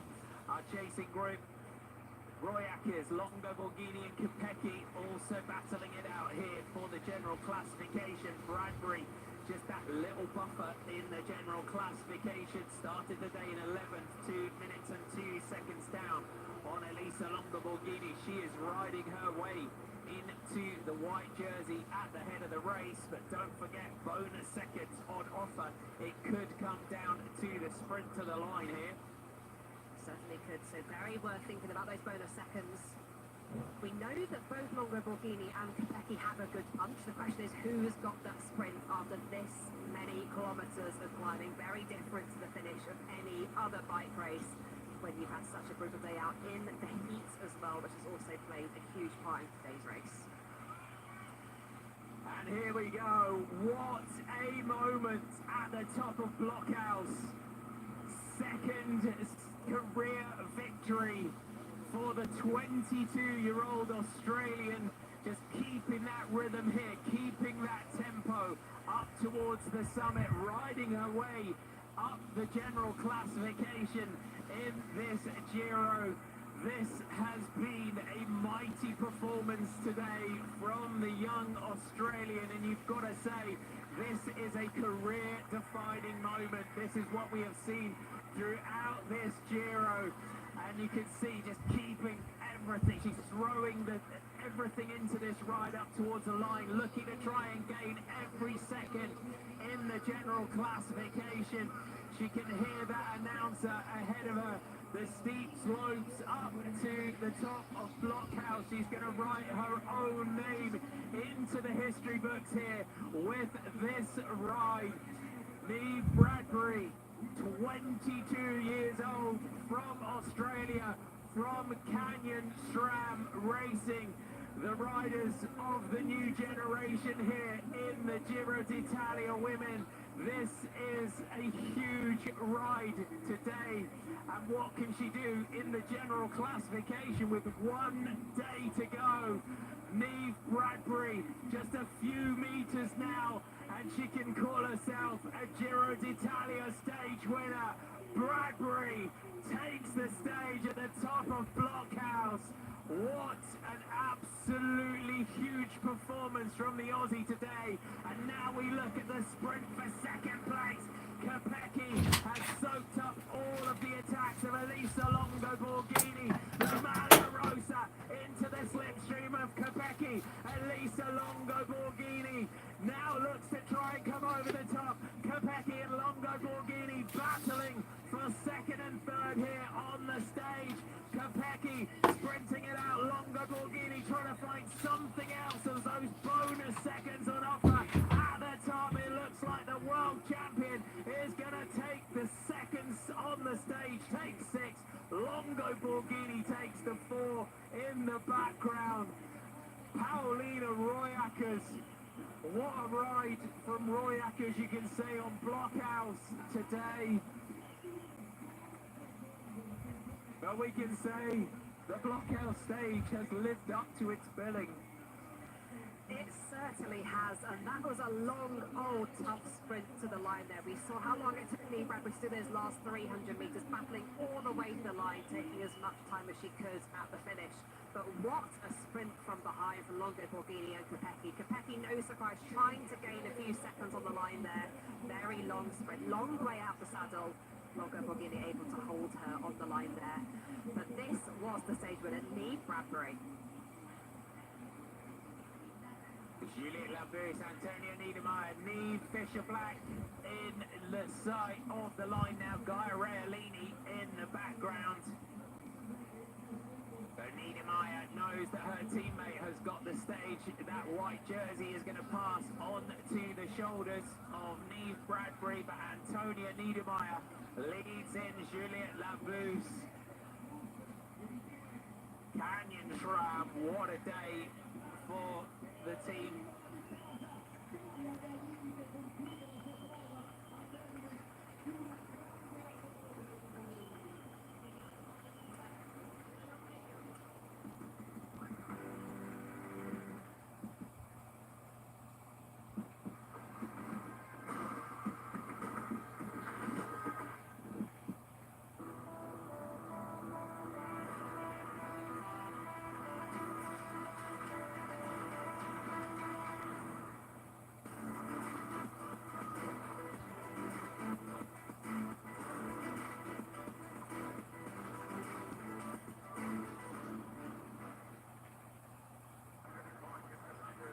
He's definitely pushing. Taking some risks. Yeah, we can see the gap is there to look at Braido, who is in third place. It's Braido now who's struggling to stay in touch with these front two. Different line for him outside, not over the beam over there. Schwartzbauer doing well, 22 seconds, doing a good first lap. Second lap as well, just consolidating that position. Klukiger having a good go here at the front, through the doubles. Yeah, but still small gaps in between the riders.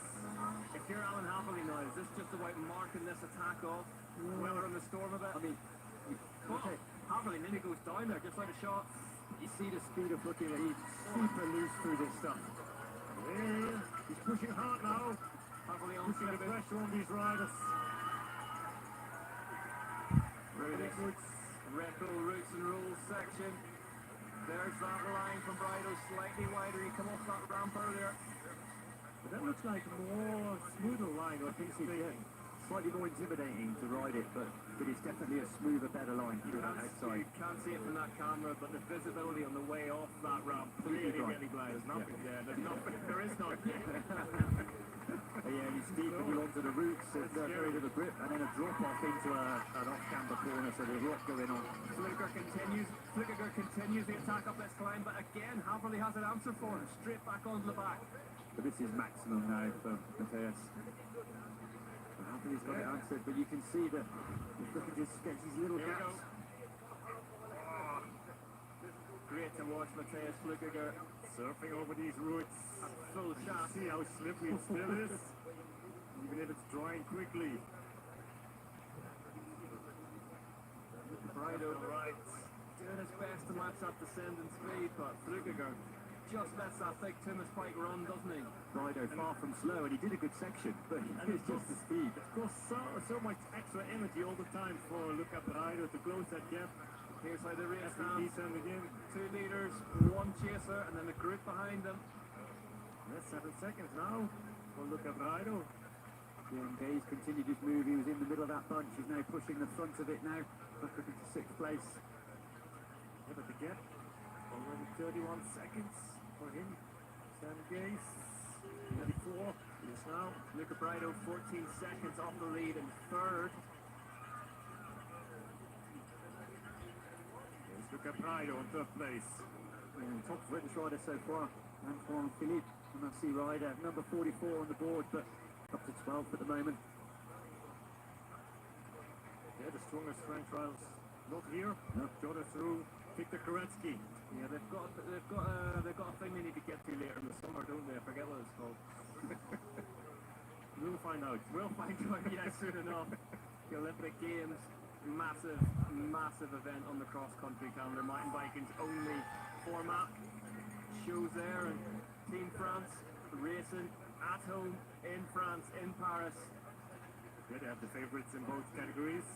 It has been an absolute pressure cooker of a season for them, but we always see this as always really unpredictable racing in the Olympic years. Different racers opt out of races, other racers peak at different times, and really hard to predict just what's going to go on. Flukiger, though, is the one leading the way here himself. Caused a load of headlines being selected ahead of Filippo Colombo and Marcel Guerini for the Swiss team, but looking like he's rewarding the selectors today. Flukiger. Yep. Just rolling past Andreas and then up to 5th place. Schwartzbauer climbing well today.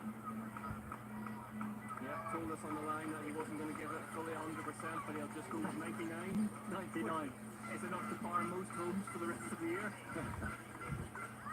But I think that's partly how you have to race today. We've got, 8 laps is the longest race, 2 big climbs. I think if you approach it with 99%, you're probably going to pace again and do a better last lap for sure. We saw Risfitz, didn't we? Do it, and she just paced herself through it, rode her own race, didn't rush at the start. They're definitely on this course. The gaps right now, they're not that big after a couple of laps already.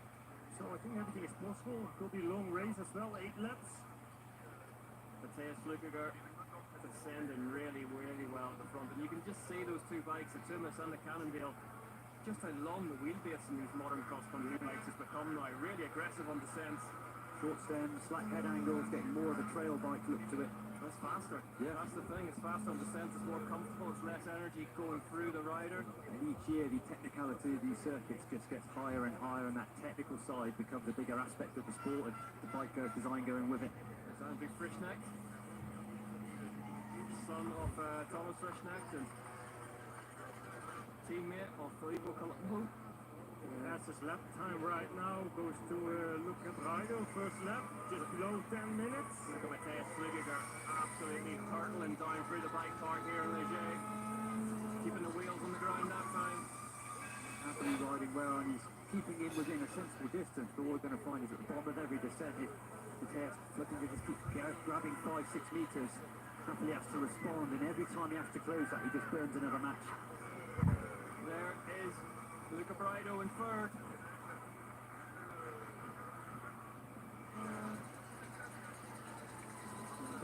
a good job, but I think he's settling into time trial mode now in third place. And there is an attack from Matthias Flukiger, excuse me. Seeing like this roller there for a second.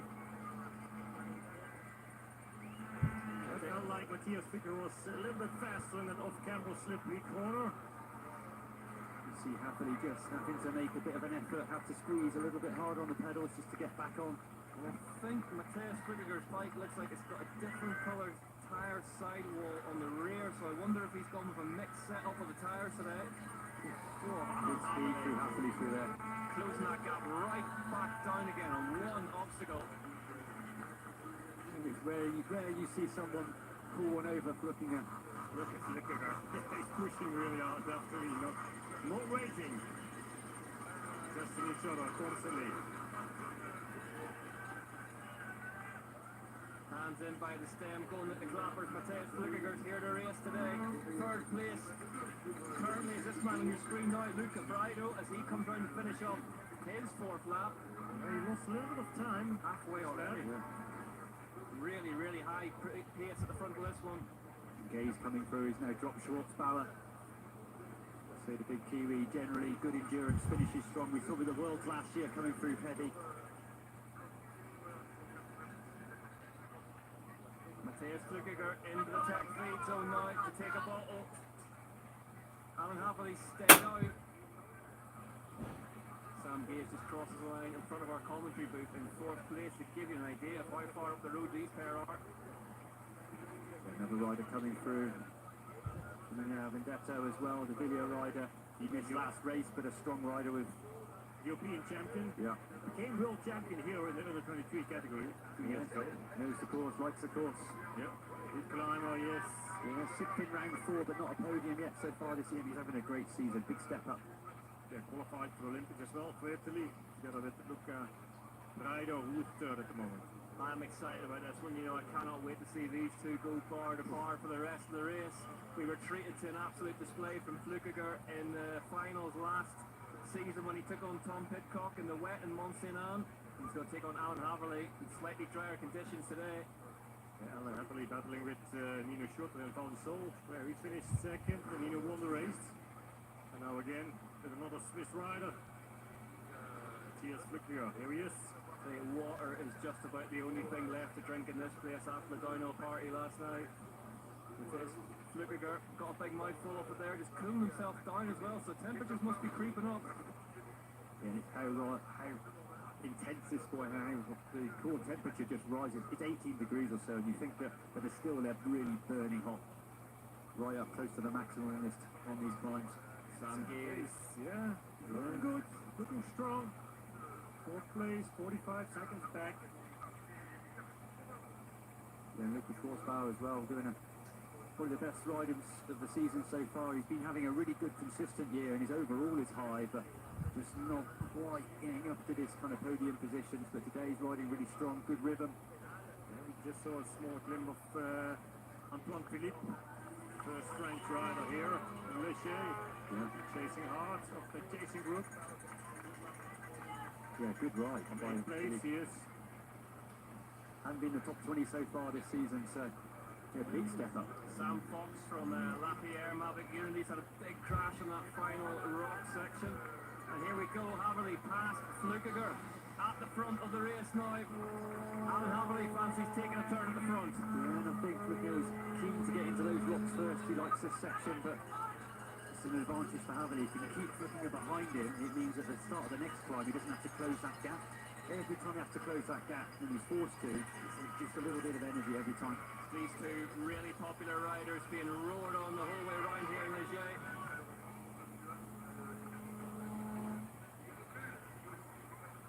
As they head down this little descent.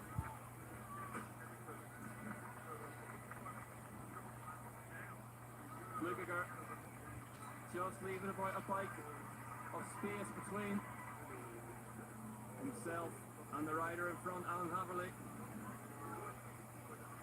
You see this sometimes with jheski. He pushes hard, really hard, and then he relaxes a little bit, sits back a bit. And even when he's leading out in front, he has this kind of on and off. He just keeps pushing sometimes. Yeah, they are testing out each other, and of course, if they have a small gap, they will keep on pushing. But So far, there's nothing in between these two. And Natalie, we know, yeah, he's a strong rider. And Bar, as a racer, what are you looking for? What's the tell? I mean, now as well, you could see Matthias Pico, he's behind Alan Natalie now, and he can see and feel as well which is, which strength he has, if he's strong enough, but fast enough in these sections. Or is it Matthias Pico who felt, I am a bit faster, and then we'll try it. And you can see here as well, you need to have a little bit of a distance in between the rider in front of you, otherwise you will crash into him. Yeah, the high speed here. There's not that much traction to brake hard. And now again, it's Matthias Pico who has to close that gap, so it costs him a little bit of extra energy. Closing that gap is like 10 meters. Yeah, that's a little bit. If you have to do it 8 times, at the end you have to pay for that. And you go and look at the opposite. Look at having to take big to get back on the back of It feels like he's stronger here on this climb. Sometimes it's also just a bad moment what you have if you didn't take your gel or your energy to you. Actually really pushing on there. You see him look behind, big attack, and he's putting the hurt on now. This is classic Alan Haverley, doing the damage over a longer distance. Sometimes it's also a mental game. If they are almost equal in strength, it's a mental game as well. Here we go. Luca Brido, third place. Oh, front end of the Santa Cruz blur, nearly getting away from then off the edge of the track. Brido in all kinds of problems.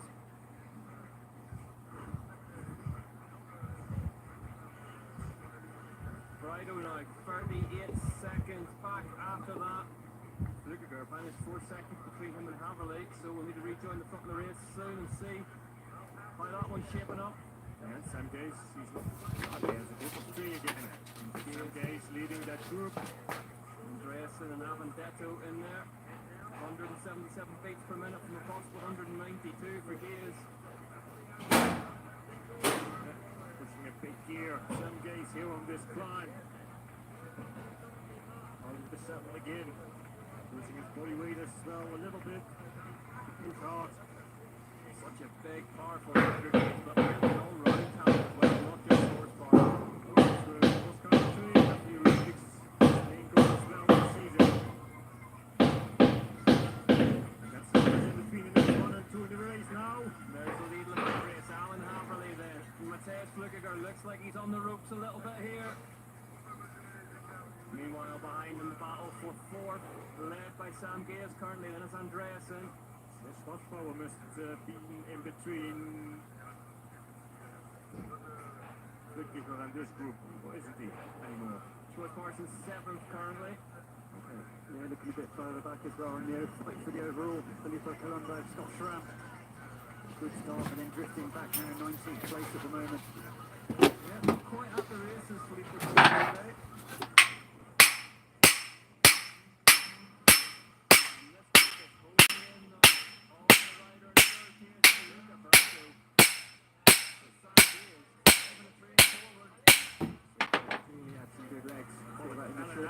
Alan Haverley's pushing hard. Yeah, 8 seconds line between himself and Matej Flukiger. 54 to Brido.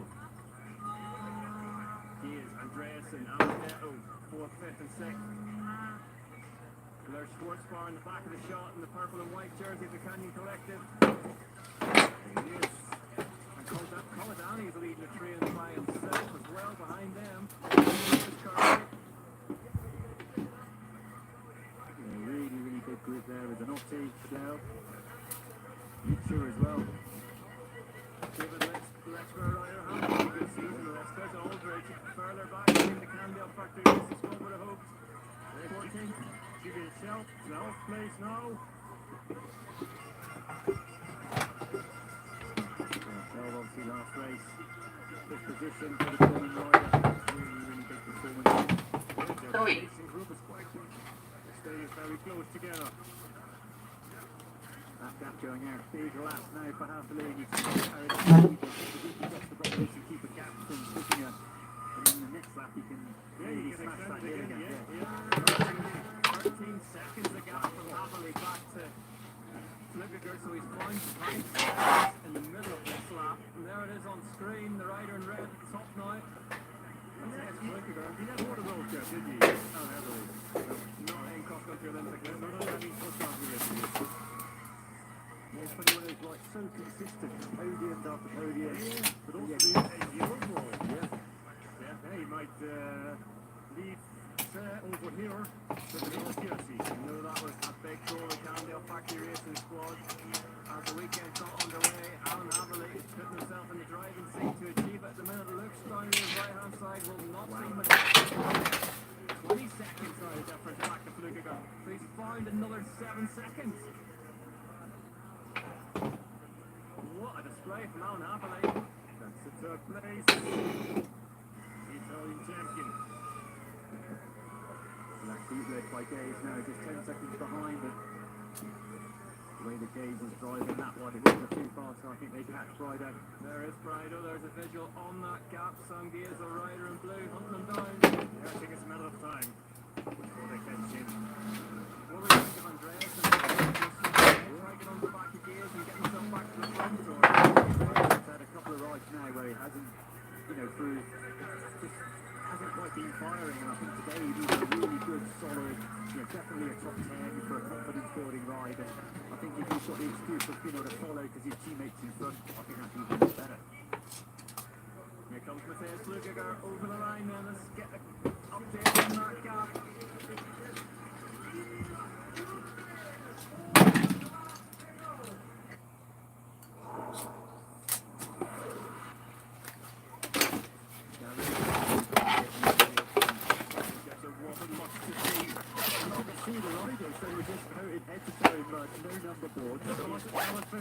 Next to the corner, I felt sorry for the riders to have a race in these conditions. It was so good.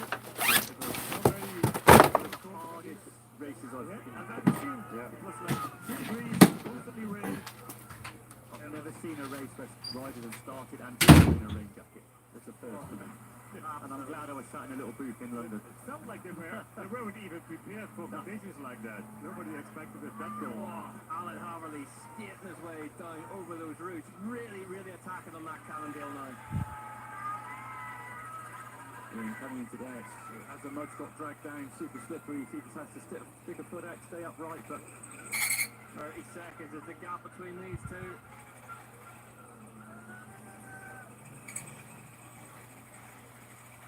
Alan Haverley attacking that route section like a young Ken Gallagher. And we saw when that gap appeared, it was, had one lap where he just went out like he was doing on the hot lap. Really pinning it everywhere, attacking the climbs, and he's going right now, by the way, but it was almost like Haverley's been played this consistent game. It's almost like just went over the limit just on one lap and then paid for the following lap because maybe just got a little bit carried away. It almost feels like Haverley is faster than Matthias Flukiger there on that route section. Well, the returning Joshua Bow, just an update for you, down in 48th position, but still obviously finding his feet back on the race bike to be expected. These three remain to be together. Yeah, a bit more than 20 seconds now between Luca Braido and Sam Gaze. That group of Sam Gaze. We mentioned it in the elite women's race part, but heading into the Paris 2024 Olympic Games, there are so many contenders for the medals. There are a few favourites, but then like the list of talent behind is huge. It is. I think definitely Tom Pitcock is one of the favourites. Nina Kuto is not here.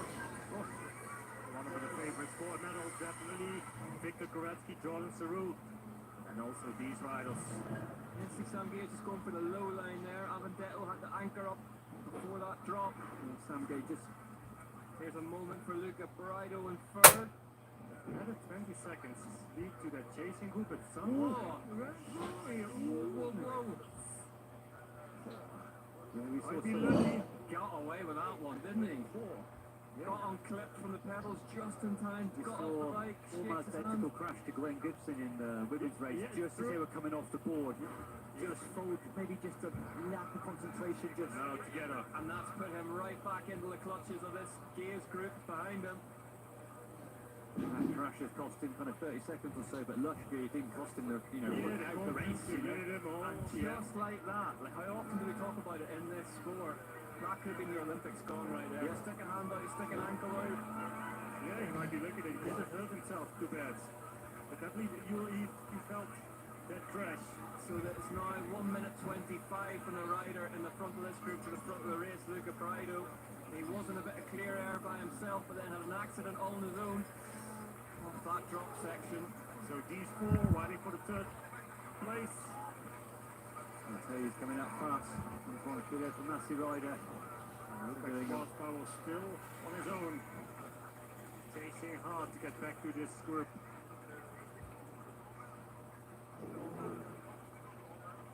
Seventh place, Lucas Schwarzbauer, there he is. Alan Haverly leads the way by 38 seconds now from Matthias Flukiger, so Flukiger needs to stem his losses here somehow. They're taking off the laps quickly now.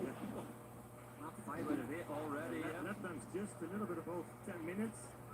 10:17, the last lap of Alan Haverly was. Fastest lap currently sitting with Luca Prado. Alan Haverly second, Matthias Flukiger's third in that competition. Lucas Schwarzbauer looking like he's labouring slightly there in seventh. Yeah, he's coming back. Coming back to that group, and it's just his style, it always works. So he's working really hard. Yeah, have a look at this group. They're also not that far off. Nadir Colodani, Anton Philippe, Thomas Licher. Colodani's doing all the work at the front of this one. David Liss. Oh, and Andreasen now. Andreasen blows past Prado, as does Gears, as does Avendetto. That's a good move from Andreasen. You know that Prado having just had that crash in the next descent, he's going to be a bit slow, he's going to be a bit tight. So when he comes into that drop again, his heart is going to be in his mouth. Horrible that whenever you get away with one, then have to ride the same thing over again. You're trying to banish it from your mind and try and relax, but there'll be a little bit where you're just a little bit tighter in your shoulders. The thing is more difficult than it looks like on TV. It's more slippery, that section over there. Yeah, it's not getting any sunlight really in those woods either, so maybe just a little bit more moisture knocking around. Yeah, this tight top section, it winds around. You come in from two different times. Once when at the top of the first climb, once at the top of the second climb. But they say there's no sunlight in here, so the rocks are still wet, the roots are still slippery. And this line here coming around the corner where we saw Matthias taking a run the second lap. And this will have been a busy morning for the team Smart Road, working out what setup to go with as the weather continued to dry. And you have to be prepared actually with your tires, your wheels for every condition, because the course is drying quickly, and it's the latest model decision. It's a combination of the mechanics, the riders, some of the riders' feedback from previous categories, which tires they're going to run. And then still, it's also a preference rider's choice. Yeah, and you can see how slippery those rocks are getting. The riders having to just line them. They can only go in a straight line. You can't turn on. Wow, and that though. Good out, flat out. Alan Haverly leading the way, 47 seconds a gap back to Matthias Flukiger. We're watching them stop the first place. Like you said, they dropped Lucas Prado here. Andreasen was desperate to get past. He knew he wanted to get that front into the descent. It's paying off, just getting that little gap. Sam Gaze had a big crash on those jumps of the UCI World Champs here in 2022. Just misjudged the landing and shot into the crowd, if you remember. Overjumped actually, overjumped. Yeah. Tables. Broke his collarbone, I think it was. That's right, yeah. One of his biggest regrets, he knew he had the form that day, and I mean, he became the world champion short track, I think, the one of the 2 years before. Andreasen's super good on his descents. He looks like got this really nice style, heel down, and he just flows. It looks effortless. He's riding so fast, but not looking like he's taking a load of energy. Another good story about Sam Gaze that year was he became world champion marathon. Yeah. Without, I think it was like 5 weeks after his broken collarbone here in Malaysia. He won and amazing to go from short track over 20 minutes to marathon over 5 hours. Amazing to hold on to the front end around that corner from Sam Gaze. Managed to do it though. Yeah, he's definitely, when you look at the results, just one of the most complete cross-country racers.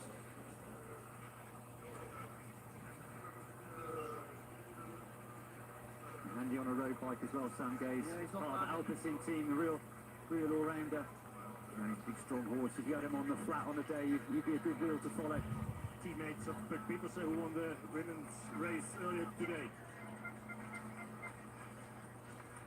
Yep, Camdale Factory Racing have their eyes on that team's overall race at the start of this one.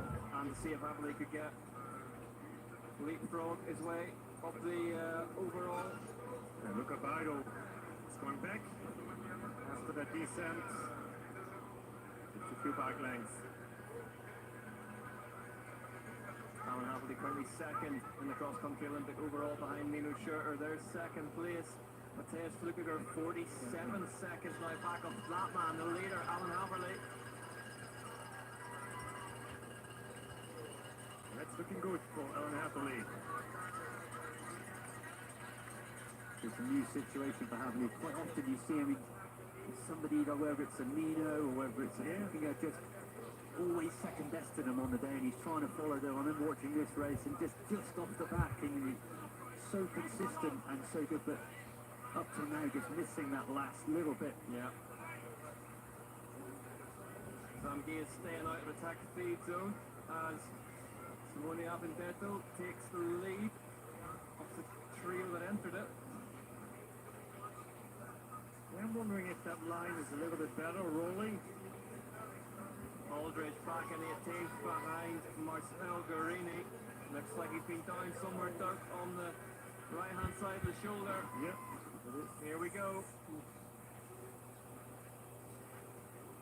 Oh yeah, it was just going wrong for a while, and he stopped really suddenly there. Yeah. It's a hard crash. This side. You never want to see that when a rider hits the deck and stops. Yeah, but with all these routes, it's not And the worst time, he's got to get back on the bike, get clipped in before dropping into a blind drop to route. So do you have to then also silence all the thoughts about the Olympics? He's going as part of Team GB. Does that all of a sudden creep in? You've got to close the door?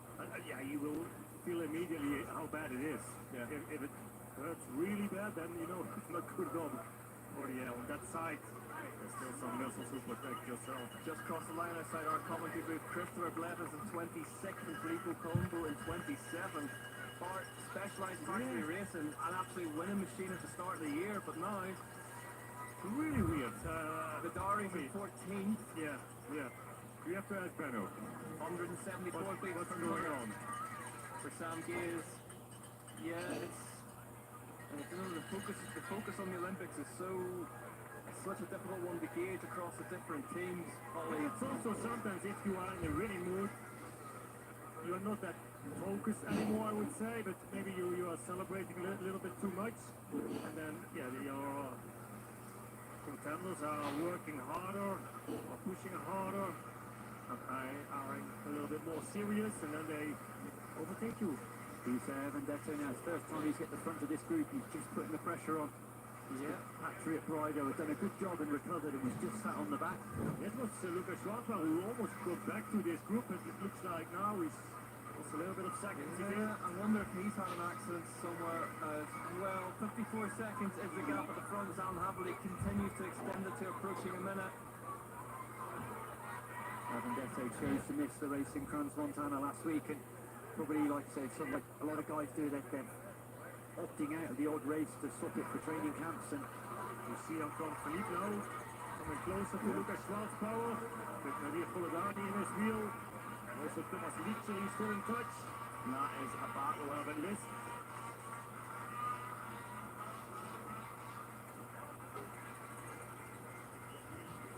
There is a leader, Alan Havili, on the number 2 bike for Cannondale Factory Racing, chipping away at this track in Leger. Look, it's really strong bar up by the side. I mean, he's having a good time here on this course. You can see how he's pedaling. He looks relaxed but going very fast. yeah, we see now he's got this gap, it's approaching a minute. He'll be aware of that, the team will tell him that, which means you can just chill a little bit. Yeah, you're not under so much pressure and you don't have to fight for every second. You're going to have a look over his shoulder once in a while. If you can see who's behind him, Matthias Winkler, but probably no sign of him. Lars Foster, number 13 on his back. Which position he is? Back in 24th for the Swiss Thomas Maxson rider, so Real up and down season. Yeah. But also sometimes he likes to ride in these slippery and muddy conditions. yeah, he looks like someone who's had good success in Leergang and races like that before. That performance in Leergang last year when he came from really in the back of the mid-group all the way to the front was absolutely superb. But happily, you just see the power, just every time corner, just coming out. The speed speed slows and he just 3 or 4 pedal revs back to that kind of really fast. I call it a cruising speed, but it's a high tempo. Well, there's more attacks going on deeper in the group. Yes, and This is the short track. and it's to cover off an attack from Simone Avendetto. And also, Sarah Race is still looking strong.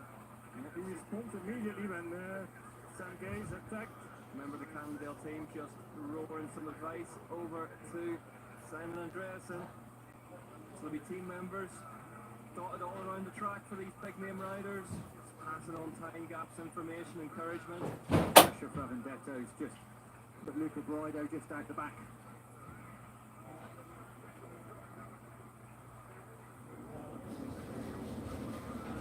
Sam Gears just moves in division now to say, I had that one, don't worry about it. The fight for the third spot on the podium. But they're almost just playing with each other a little bit. Nobody wants to take it on this section. If he's acting like that, watch out for Sundays. He's the strongest. Dictating the pace. Yeah, an absolute beast of a bike rider, Sam Gears, buoyed by an extremely good short track performance on Friday evening. I would say that chasing group of 4 will look at Schwarzbauer leading that group. It's not that far off. No, these front group they're not pushing 100%. I think there's a bit of caginess going on. I think the gap to Haveli and then the gap to Flückinger is too big. They're out of sight. So they're really thinking about that third place. Yeah, here we see it. Yeah, maybe they're still able to close that gap. Up on Philippe, behind Lucas Schwarzbauer. And we have Nadir Kolatani over there. I think sleeps. But that ride from Philippe as well. You see 44 on the number board. He's had to work his way back. He had a good short track. First time he's allowed in the short track, and he's worked his way up through into work a team start, making the best of like we saw Schleub do in France Montana last week, getting a good grid and then using it for the XCO and riding in the top 10 would be a massive PB for him. Here we go, Andreasen. Just moving out. Yep. Andreasen, probably the best technical out of this group, and he wants the first position going into the descent. Worth the effort for him just to make that, not an attack, but just that acceleration to lead into the descent. So, Antoine Philippe, best result of the season was 18th, as you say, only in the short track. Prior to that, 22nd in Cron Montana. It's a big jump up. You say top in the Amps rider at the moment. As we pass the R mark on lap 6 out of 8, Alan Haveli leads the way. And he does so by 1 minute and 3 seconds from Matthias Flückiger. But the battle for third is really heating up. Andreasen, Avendetto, Gears, Brido, all locked in battle. Here they are. If you speak about the French riders, I mean, the Pauline Francois and Johanna Lecomte, Gears off the bike, just loses the front end, jumps up. Doesn't seem to have cost him too much time. He can yes, running now. get moving again. Just a momentary lapse of concentration there. And you can see just in the bottom of that shot, Kenty Gallagher straight on the radio, letting the Cannondale Factory Racing team know that. Andreasen probably get an update. Gaze again. A mistake of Sam Gaze. It's that pressure from Andreasen in the front. He's putting the pressure on and he's forcing the others to just go over their limit a little bit. But still close together, these 4. Avendetto can follow Andreasen, but Brido and Gage just finding that technical pace just that bit too hot. Yes, and Gage a little bit off now. He has to push hard to come back again. And stay calm. Over these jumps. Gaze on that canyon with the fixed seat post. No dropper for him. Nice big wide line there through the roots. Here we go, let's watch that Gears moment again. Ollie, talk us through it. Yeah, just coming into this big turn, it's all the big roots everywhere, and he just loses the front wheel. And I think it's just Andreasen, he's just pushing a little bit too hard. He did well. Rider. I mean, he did well to recover, but you get off and you don't lose the time getting off. But when you get up back on, by the time you've clipped in, you see Brido right back on the wheel. We saw it was flipping over a lap before, just losing a bit of time. Bart, we saw that secondary sort of little bubble when he couldn't clip back in again. Is that a direct result of that bigger off? You know, as he sort of got out of his rhythm. Yeah, I mean, also maybe there might be some dirt under his shoes and his cleat that he didn't find his pedal immediately and couldn't click in directly. But Yeah, he was a little bit under pressure. You could see that as well. A little bit stressed, and that's because Simon Andreas is pushing so hard, so he's putting the pressure on him. And now he's working hard to stay with that group. But on the same moment, yeah, he's making a lot of mistakes. But you see that effort that Gaze has got to make. And he sprint out the side like a short track attack. It's not a comfortable speed for him at the moment. It's a little bit too fast. It's a really good ride from Andreas and Mojano. Looking really, really strong out there. Yeah, 2 more laps if they cross the line. So, yeah, it's the final of the race. We'll soon see that Andreasen. They might slow down now here when they start finish straight, and that might help Sam Gaze a little bit to find his rhythm again. To get back into the race. And you see here now Simon Andreasen going to the sides. Yeah. See pointing towards.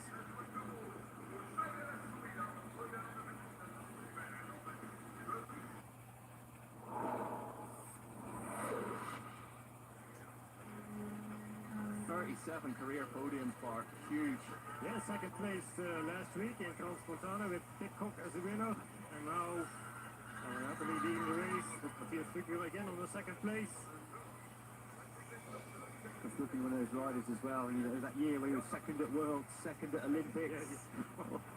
Yeah, if you have Manu next to you, amazing results, but still so frustrated at the end of it, that big one so far. He's the Swiss champion at the moment. And that is not an easy jersey to win. Next week, I think they have it in Switzerland. National Championships, cross country. Many nations have it. There's Keys, third place. So he's made a break from this group. That's a big attack from Sam Gaze. How did you do that? We haven't seen it. Off our screens, Sam Gaze has broken free of this group that he's been in for so long. And I guess now we find out why he looked so uninterested in Simon Andreas is pleased to try and move forward. Top right of your picture here, Sam Gaze goes now on the outside and just that's the attacker for him. Hits the blue, lights the blue touch paper and but goes. Look at the power, what he's delivering right now. An unusual place to attack as well, right at the top into those rocks. It's worked for him. But he looks almost like he's doing a short track race now, the power. Right, Sam Gaze 2 minutes back of Alan Haverley. Wow. First place for Sam Gaze. We've seen one unbelievable comeback ride from him already this weekend. We're not going to see another, are we? 8 seconds to Simon Andreasen, who's chasing hard behind him. But look at this power. And Andreasen will feel mugged after this. He's been begging for someone else to do some of the work for a while, and Sam Gaze has just kept the poker face on. But what a time to come into this top form. He was great in Brazil that first round, won the short track 6th in the XCO, but you haven't seen him, he had a knee injury for a little while. A couple of niggles, hasn't he? But there's form he showed in the short track coming back from last, to get back almost winning the race. Andreasen, though, still with Ravendetto. Yeah. Looking like he's struggling to respond to this attack from Gaze. But that wasn't a huge kind of average acceleration. I mean, to be attacking like that on lap 7, really aggressive. Look at this rear wheel sliding here over these roots. You said before, Sam Gaze on the riders about the drop seat post. He's got the fixed post there, which means it's harder to get his body weight down and back. Fair play to him. I do not get it, but it works for Sam Gaze. Very short as was. I was out there, that one was too. Look at him now, what? He's on the move now there, that gap dropping back. He's the fastest rider at the moment on the course. Closing the gap to Haverley. Coming back to Flukinger. Flukinger, 1 minute and 11 off the back of Haverley. Gaze inside 2 minutes of the leader now. On lap 7 out of 8. Andreasen doesn't look like he has the legs to go. No, look. Gaze disappearing up the top of that climb now. And there is Luca Frido. Yeah, but it's only a 10 seconds gap in between Gaze and Andreasen, not that much. Napoli leading. Absolutely trucking through those woods. Alan Haverley heads into these famous bike park turns. You see, Napoli just really methodical, really efficient. You get some riders, as lovely as it looks, you know, on the doubles, flat tabletops, but you his carrying speed, getting from A to B as quickly and as efficiently as possible. Really consistent across the race, isn't he? Toledani, Schwartzbar. Colagani up to 8th now. 19. Toledani in 7th. Taking Lucas Schwarzbauer now. Thomas Licha. Colagani 6th last time in Crans Montana, so maybe on a mission to beat that today, but a podium for the Italian would be unbelievable, right? Be huge, absolutely huge. And the person standing in his way between the next spot and 6th is his own teammate, Luca Brido, both on Santa Cruz. Oh, a little bit of a mistake. Mistakes creeping in now for Avendetto. That's a section where Gay's had a problem before. It's a really difficult corner, big roots, super slippery. There's no sun getting into the woods there. A couple of different line choices over there, but yeah, a lot of roads, not that easy. Here he comes, Matthias Flukiger going real deep off there again. A minute 12 back on the leader in the race.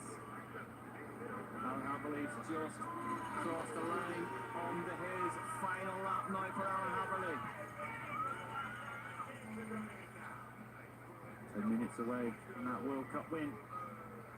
What a ride from him today. What style to take it in as well, Bart. Yeah, he told us last Friday he had been on altitude for almost 6 weeks. Wow. So in combination, of course, with all the races he did. So it pays off for him now. Yeah, it's been great for the riders having these last 3 races in 4 weeks, but all in just a similar region, all at medium altitude or higher altitude. It means you can stay local, do your training, but also as well compete in the races as well. So happily taking full advantage of that. Also, if you can leave this race, the last biggest race for the Olympics, with a lot of confidence.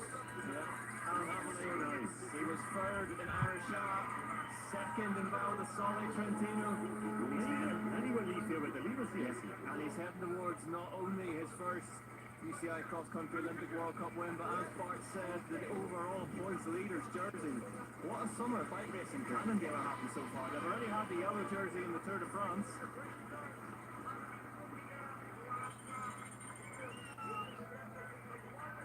Yep, Flukiger, for all the debate and discussion around him getting that Swiss Olympic spot.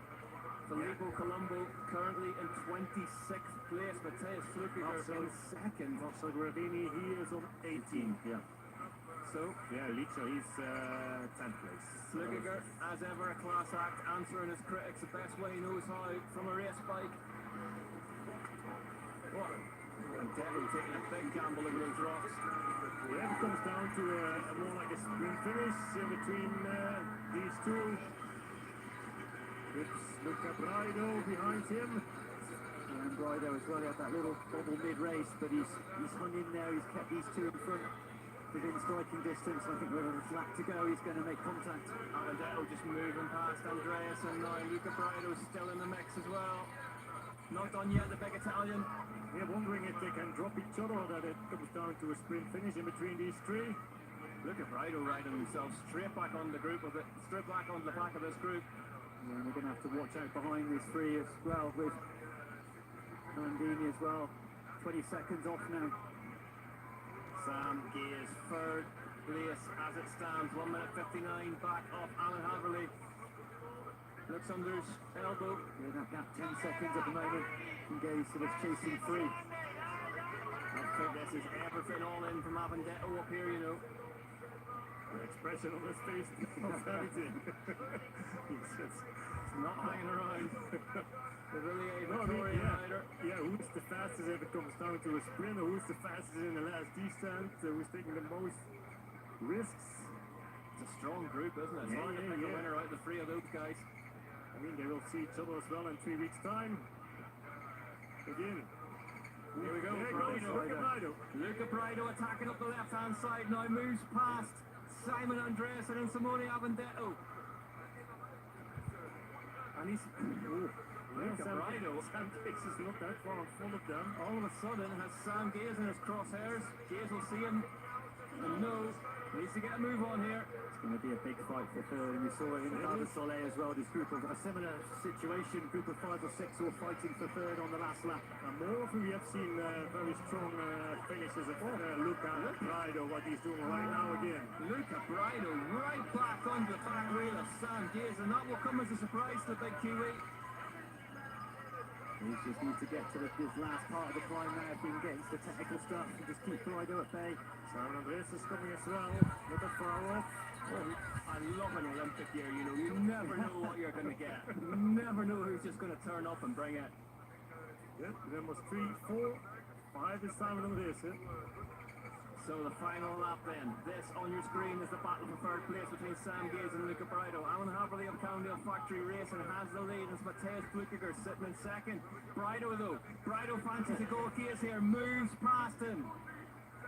Brido up into third place late in the day for Santa Cruz Rock Shocks Pro Team.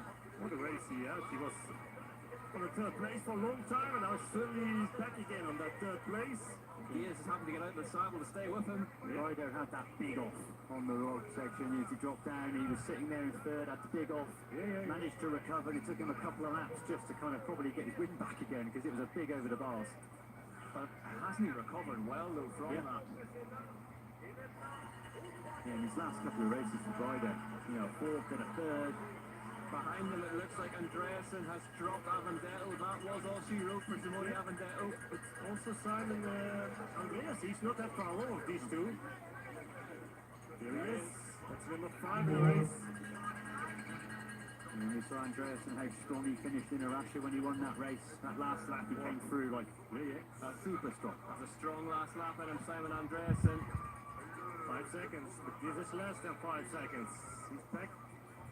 Also as well, and then was 3 and 4 on the we race. saw the attack that Gaze made. He was all in with that one. Then we saw an attack from Brido, whereas Andreasen's just, this last 2 laps, he's evened out his pace probably a little better than the other 2. Yeah, comes down now. Who managed this energy right? Charlie Aldridge, the third Cannondale rider, is currently in 19th, first year elite rider. So having a good day out there, Cannondale. Looks like Andreasen's just closing in on the back of Sam Gaze, who's trying to stay with Luca Brido.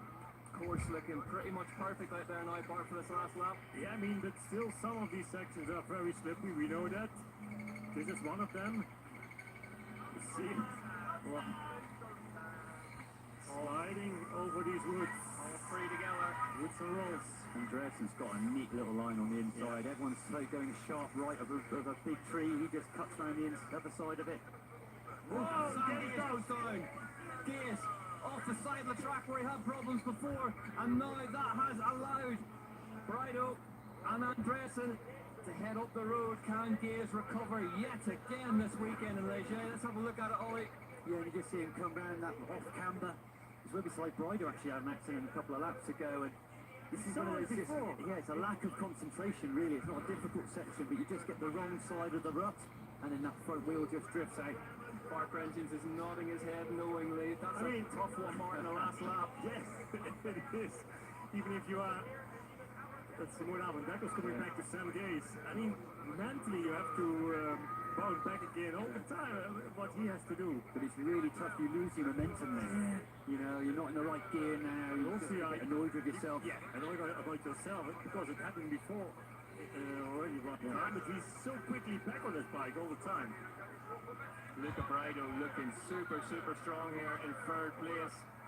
He's done a great race, especially considering that big accident. He hung in there. It's so easy when you have a big off like that, and if the group comes past you, sometimes your head can drop a little bit, and you lose the gap, and then you're back in 8th and 9th. But fair play to him, he hung in there. Andreasen being roared on now. But yeah, great ride from Andreasen as well. Like I say, the last couple of races, still issues of, you know, I think it's been generally back issues, and when your back goes, you just don't seem to have the power. So much of this sport, you're pulling with your arms, you're pushing with your legs. If your core is having an issue in your back, you know, I think you're going to really struggle to ride a mountain bike. So standing at Haverly, Flukiger, Brido, Andreasen, Avendetto and Gaze, but everything from Flukiger back is up for grabs at the minute. It's looking like it's going to be a duel between these two. Brido and Andreasen Andreasen for third place today. Andreasen doing a really good job of covering Brido off up through those climbs. But happily, Nigel past him. An attack from Simon Andreasen moves past Luca Brido at the top of the climb. Yeah, we've seen Andreasen. I think he's got the edge over Brido on the descent, so if he can hold him off and get into the single track first. Can he hold him off on this straight though? Avandato in fifth place. Sam Gage, no sign of him. Here on screen, there he is. Sixth. Avendetto's got past Sam Gears then. I just wonder if Brido's going to fancy a last minute lunge. We're going to this steep climb, really, really hard part of the circuit right now. Here we go. Once we're up into here, we then do the zigzag round into the woods, and then it's a drop down. Brido staying seated. Andreasen out of the saddle. Very close together. Such a tough section of the track. Meanwhile, back at the front, Alan Haverley. The leader of the race. What a result this will be, and a very, very popular one amongst fans and the pits. But a big statement to the game 3 weeks out. Oh, same as Puck Peterson in the women's race. What a race that's shaping up to be. Yeah, his first World Cup win. It's almost there. World Cup win. Takes the overall. 3 weeks to the game. But he won also short track, and the short track, doing the double. They were in the double. Yeah. Not many guys get to do that. Alan Haverley then heads down into the rock section for the last time. One more rock section to go, and if Haverley wins, he'll be the first African man to win a cross-country Olympic race since the late Barry Stander in 2012. What a result this is. Alan Haverley takes the UCI cross-country Olympic World Cup winning regime. A debut win for him in this format. Lifts a bike in the air. The South African wins in France. He has been absolutely superb all day long. Alan Haverley rode his own race and rode away from the rest of the chasing pack. Bart, what a result. Yeah, history has written by him. Yeah. Four. The first South African. Beautifully put. There is Matthias Flukiger. Gave it a good go today. Second place today. Plenty of points. Perhaps most importantly, first of the Swiss home. A big statement answering whatever critics he has. Still a good race he did. Yeah. I mean, he had more often second places. Last time it was, he got Fontana as well, but again, here today, he showed his strength, his form at the moment. It's been a few weeks' time. He worked a little bit on it, to sharpen it if it's necessary. Flukiger on his way then towards the finish line. A brave effort, a great ride, and the perfect springboard into the biggest race going.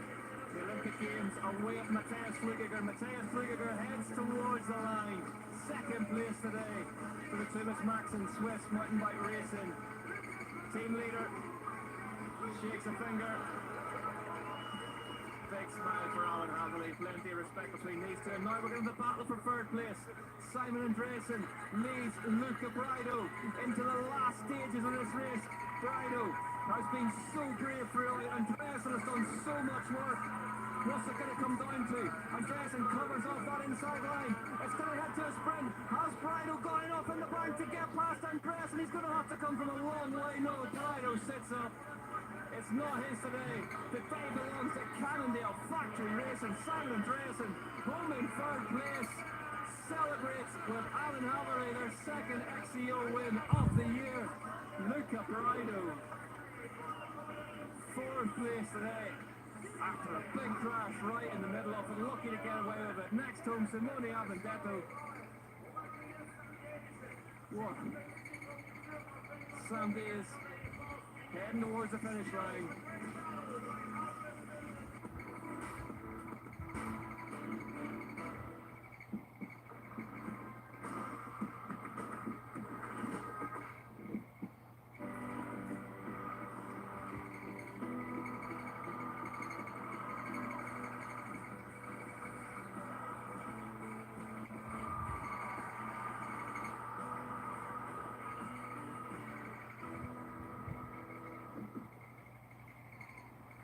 Approaching the intermediate sprint, and you could just see Biniam Girmay.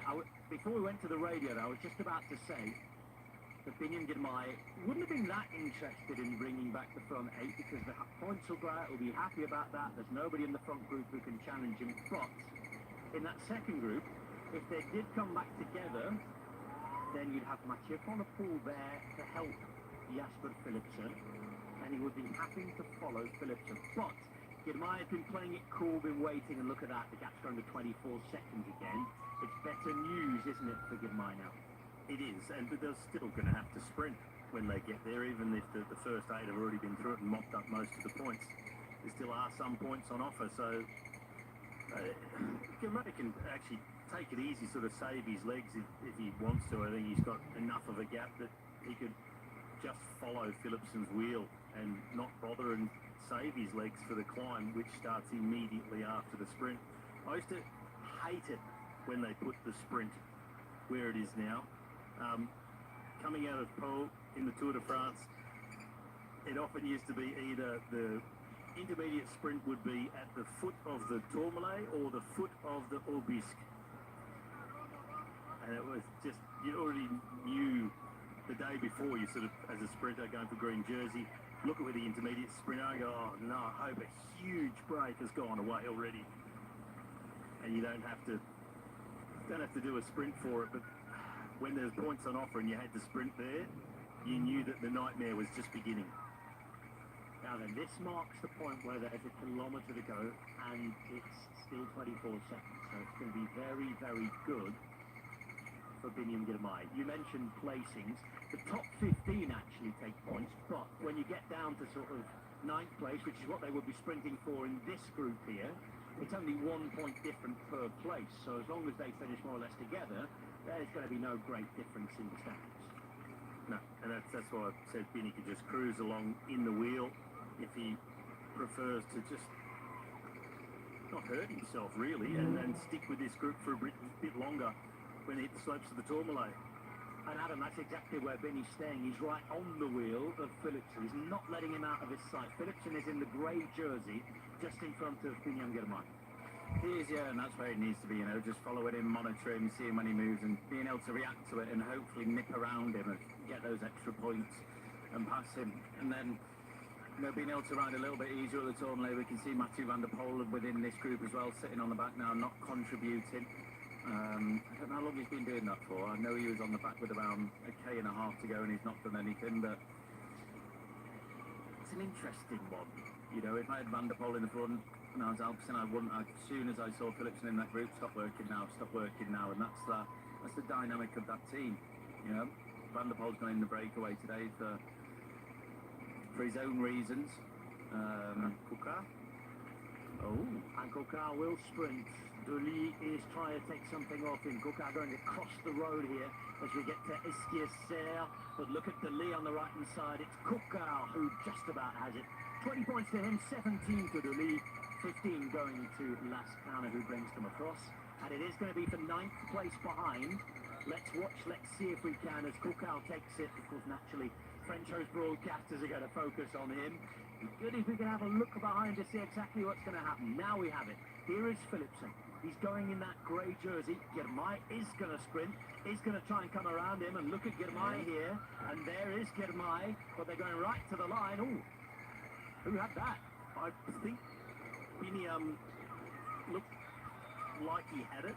Just looking at the way he was looking at it. That was a strange rolled him and then he eased off and then Jasper went again. Here we go. But Binny still looked to be fairly confident in his sort of body language that he'd rolled in. What has happened to the sprinters, both on the tops, and then Biniam doing a seated sprint right towards the finish? Honestly on the tops as well. Did they see where the line was? I mean, it was a little uphill sprint too. But I had the impression Binny was just a fraction in front. I think Binny overtook him there, right on the finish, just about 10 metres to go, and then sat down because Philipsen thought he passed him, and then Philipsen thought, oh, he sat down, I'll keep going a little bit. I think from the shot behind it was more conclusive. It sort of looked like, strangely, that Biniam had it on that shot, and the head-on shot, I wasn't quite sure. We saw it. Yeah, We'll have to wait and see either what way, the it's list only of 1 results. point difference. And really after a couple of days ago, when the lead went out to 100 points, I thought that was over for the green jersey. It's all about this now. It's Tourmalet time, it's Carlton Kirby time, and Carlton will begin showing us what's to come. Thank you, Rob. It's the Tourmalet up ahead.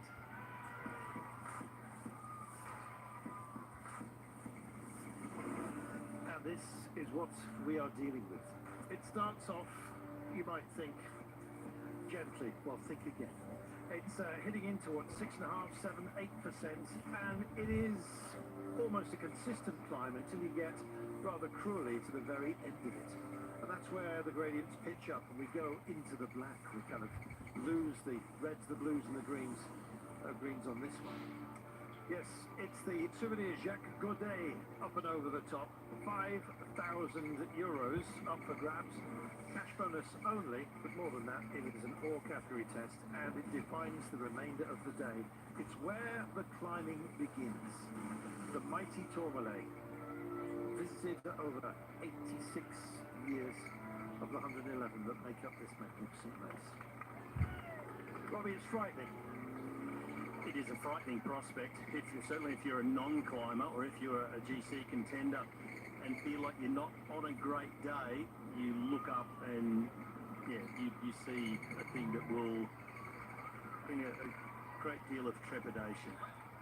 But it is a huge climb. Doesn't matter which side you go up. A lot of people saying this is the easier side, and I would agree it is the easier of the two sides. Doesn't mean it's easy. Well, we've done it twice in the past. Back in 2010, Adam, we came over one way and then we went back the other way. Couldn't help ourselves. How? For the majority of the riders, absolute torture. That's why 2010 was my last tour, because I was there and did it from both sides. And that's it, I'm over this. Magnificent. We welcome into the competition Jonathan Rortus. It's great to see you. Thank you so much for joining us. Your team has been almost constantly attacking, and we've absolutely loved you for it. Yeah, I mean that's the way. That's the only way that we're going to win at this Tour de France. So that's what we've been doing, and it hasn't worked yet. But maybe today's the day they will. Maybe today is the day. They've probably all got to come together if they're going to have a chance. Do you see, Jonathan, that this is going to be a two-phase race today? One from the break, now at 4 minutes and 13, with the GC man duking it out for, of course, the big prize of time at the end of the day. Well, let's see how about the next 10K on the Tourmalet go, because at 4:17, to me, I don't know that that's quite enough for the break to make it in. If it creeps up, but if the first part of the Tourmalet is ridden at more of a rhythm as opposed to a really, really, really, really fast tempo, and that gap either stabilizes or comes up a little bit, then okay, I think then it's got a chance. But they need a little bit more margin. They don't need. I heard you, Robbie, say that you thought it needed like 8 minutes. I don't think they'll need that much because there are some really good climbers, not in this group, but in the group right behind with Ben Healy, obviously, Louis Meintjes, and Godou. And so those guys are only going to lose on the final climb maybe 3.5 minutes compared to Kogi and Jonas, but yeah, the gap's not big enough yet. No, certainly not big enough yet. And you mentioned those riders you talked about, Godou, Healy, Meintjes. I think if anyone's going to win out of the breakaway today, they need to sort of ignore the usual breakaway dynamic of keep the group together and build a lead. They just need to get rid of the rest and ride their own tempo, a hard tempo, and face this 80 kilometres now as this is the finale and we need to start going now or we will get caught. Is it largely dependent too on how UAE choose to ride it and they just leave Niels Pollard on the front of the peloton to set the pace, or if they go to the next phase? Right, yeah. I mean, if this is a Niels Pollard rhythm, then I think the breakaway's got a chance of making it in, but if they're immediately peeling guys off and trying to make the Tourmalet as hard as possible, yeah, then it's going to be pretty tough for these guys to make it in. The other thing that worries me a little bit, but this is just out of the break, is I feel like Ben used a lot more bullets to get into that breakaway than Louis Meintjes or David Godou. Ben has been relentless, hasn't he? Sorry, Adam. I was going to say, I don't think Cadou's anything necessarily to worry about today. The way that he's performing in this tour, he's not been the usual Cadou for me.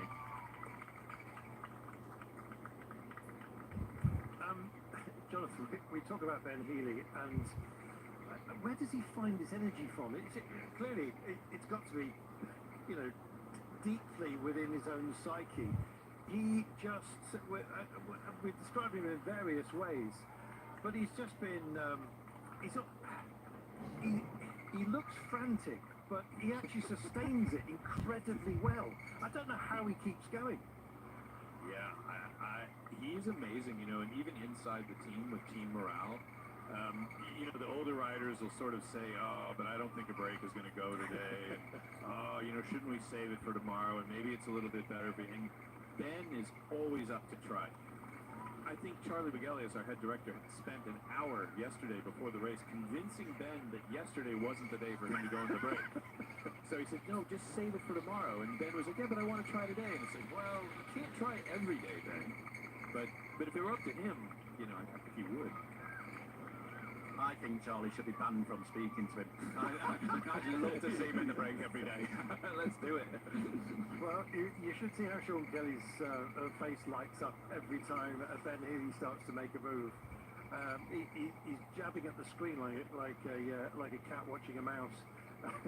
It's wonderful to see him so animated, and it's a credit to the team that you have, that you've been so busy. I kind of felt like you've had your heart broken a couple of times by just the way that the race has worked out. You've been in the frame very, very often here, Jonathan. Yeah, the other day with Ben and Richie off the front, and you know, we thought we had set that. I mean, that was a day that we had really focused on to try to win the stage.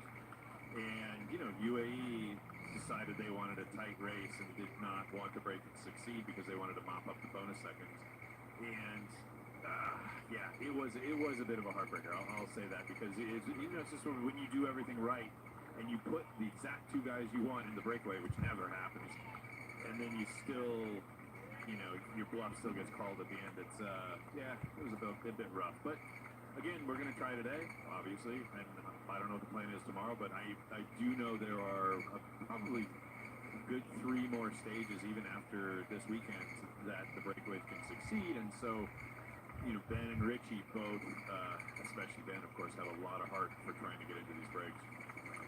Richard Carapaz has been, well, would you say disappointing that he's not there for you today? Because he tried early on, didn't he?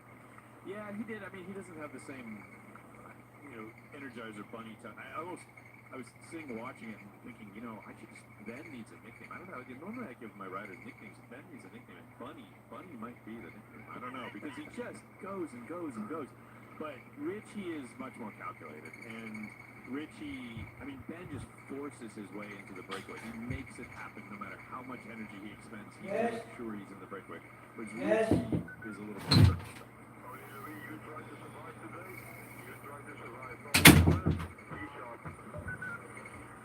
Try and survive, and everyone else just be sharp and absolutely on it. Robbie, this is about survival for a lot of riders today, and in fact the way that it's backstacked and after the way that this race has been ridden, it's there's no shame in fatigue, is there? Absolutely no shame in fatigue. Everybody's tired, just at varying levels, and it's that recovery day to day, but also as the race goes on, some riders' tanks just empty faster than others, and of course the different types of riders, pure sprinters like Mark Cavendish and Dylan Groenewegen in this group here. It is about the situation. Yes, they didn't drop on the very first climb, but they've already got 75 kilometres of racing behind them. So they're in range of the finish. They just have to ride their own tempo. They'll make it inside the time limit, no problem. But the guys who need to worry are those who are sick and injured. Someone like Louis Vavaka, who we heard is a possible COVID case. And he just has to try and survive the stage. But then you've got to wonder, where's it going to go from there? If you're ill, it generally only gets worse. What sort of protocols are you taking, Jonathan, regarding the COVID that's washing through the peloton, it seems? Well, I mean, keeping everything clean is the first one. the first sign of any symptoms, you obviously try to isolate that particular rider, get them into a room of their own, get them away from the rest of the team. We are using masks again. It's been a while since that's happened, but the masks are sort of back in the fray. I think it's very difficult because the tour is full of people. Every hotel you go to, is high tourist season in France. So everywhere these riders go, they are around people. And the only time I've ever seen, and this is a little bit ironic, is the only time I've ever seen the team be completely healthy all the way through the Tour de France, no need to sniffle, was in 2020 because the protocols were so strict for all the teams and especially in 2020, no one got sick. But when you open the world back up, I mean, it's just a fact that people are going to get sick. Well, there have been some complaints from certain quarters that riders saying that other riders really shouldn't be on the bike. But okay, let's try and have it. Welcome to the first categorised climb of the day. It's the all-category climb, the Col de Tourmalet. Now, we're keeping a close eye on the weather conditions, because all the way to get to the Col de Tourmalet, it's been overcast, it's been cloudy, low cloud, it's been around 18, 19 degrees, and it's really a warm day. Now we've arrived at the Tourmalet, there's a roaring tailwind at the bottom of the climb, and it's still blowing a hoolie up towards the top where I'm stood at 1 kilometre to go, and now the sun starts to come out, there's blue skies, you can start to feel some warmth in the air. But the amazing thing is, with climbs like this, is people are planning for weeks, months in advance. There's campgrounds we've seen here for days, and line the route. Riders have ridden up to the top here, and they're really enjoying this atmosphere. They have a barbecue, it's almost like a party on the climb. There's flags all over the world, and of course, these fans have come across the border, are quite close to the border of Spain. Are you having fun? They are. Who's gonna win today? Pogacar. Pogacar. It's a battle of the general classification favourites versus the breakaway. Only time will tell who will win. Thank you. Did she say Bologna? Yeah, exactly. So you know it for me. Uncultured in America. Very much a Scots Irish. It's a Celtic thing. Don't worry about it. Right. She's an amazing control there, of the facts. They were very kind to her while she was doing her thing. She was keeping her under wraps. I was impressed with that guy's step count in the background in the Alpecin kit, just bobbing one side to the next. He must be getting them right up. But no, it's great to see the fans out. It always is. It's always something that makes our sport as special as it is, being able to get so close to their heroes. Yeah, apart from the descents in the Pyrenees, my absolute favourite part was the fans, because once you got to the Pyrenees, the Spanish fans came in their droves, and in particular the Basque fans. And they are unbelievable. You'll see them cheering, making heaps of noise, their enthusiasm when the lead riders come through, the ones we see on television. What you don't see, and what I really appreciate, is they were doing exactly the same thing with the same amount of energy and conviction for the last riders who came through. Unbelievable fans. They're waiting a while then. Oh, yeah, that's why it's so impressive. Yeah, I mean, they're overnight until watch me come through. Oh, bless.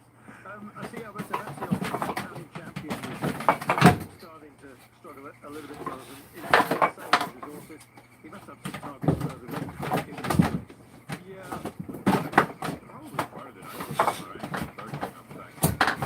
When you're so focused on taking that early break, those guys, like Mariah, they're having to run in gaps. They're having to sort of cover the brakes that Bertier Ben might not have necessarily gotten into, and then once in a group of Bertier Ben, they have to drive it. So those guys end up, by the time they're at this stage of the race, they're pretty blown out. I mean, they're tired. So that's probably what Alberto's doing at this point.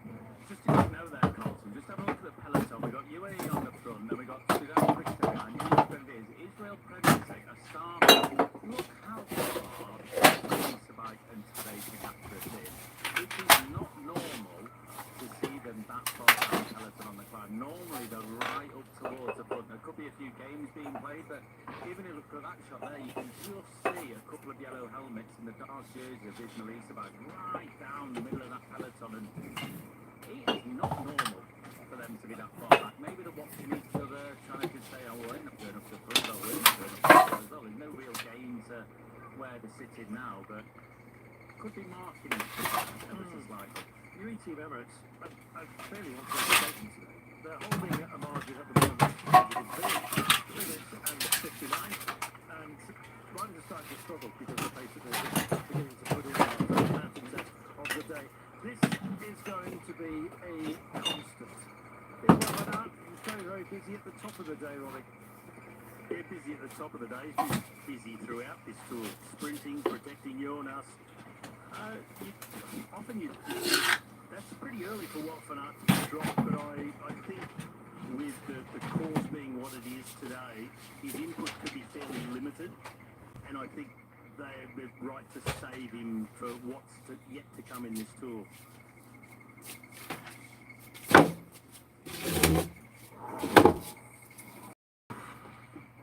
And the gap to the yellow jersey is holding steady at around about 4 minutes.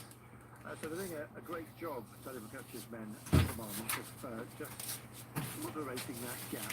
I still don't think that necessarily their design is to go and catch the breakaway. And Healy sits at 12 minutes, so to trim 4 minutes off that, if this gap was to remain by the end of the day, that would be a healthy vault forward for young Ben. I'm sure it'd be mission accomplished for you, Jonathan.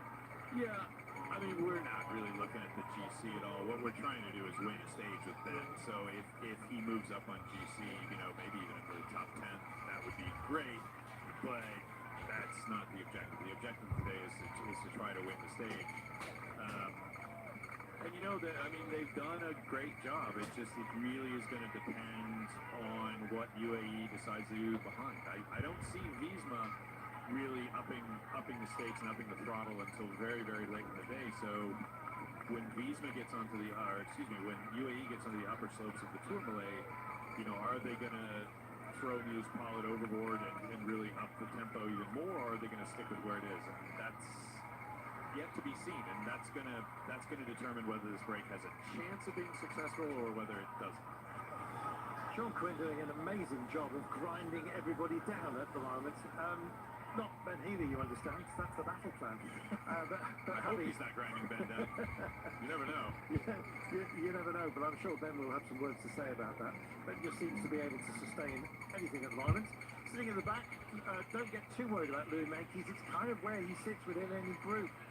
But what about Mathieu van der Poel, Robbie? What an amazing day for him. And of course, we remember that his grandfather, 50 years ago, won his last Tour stage right here.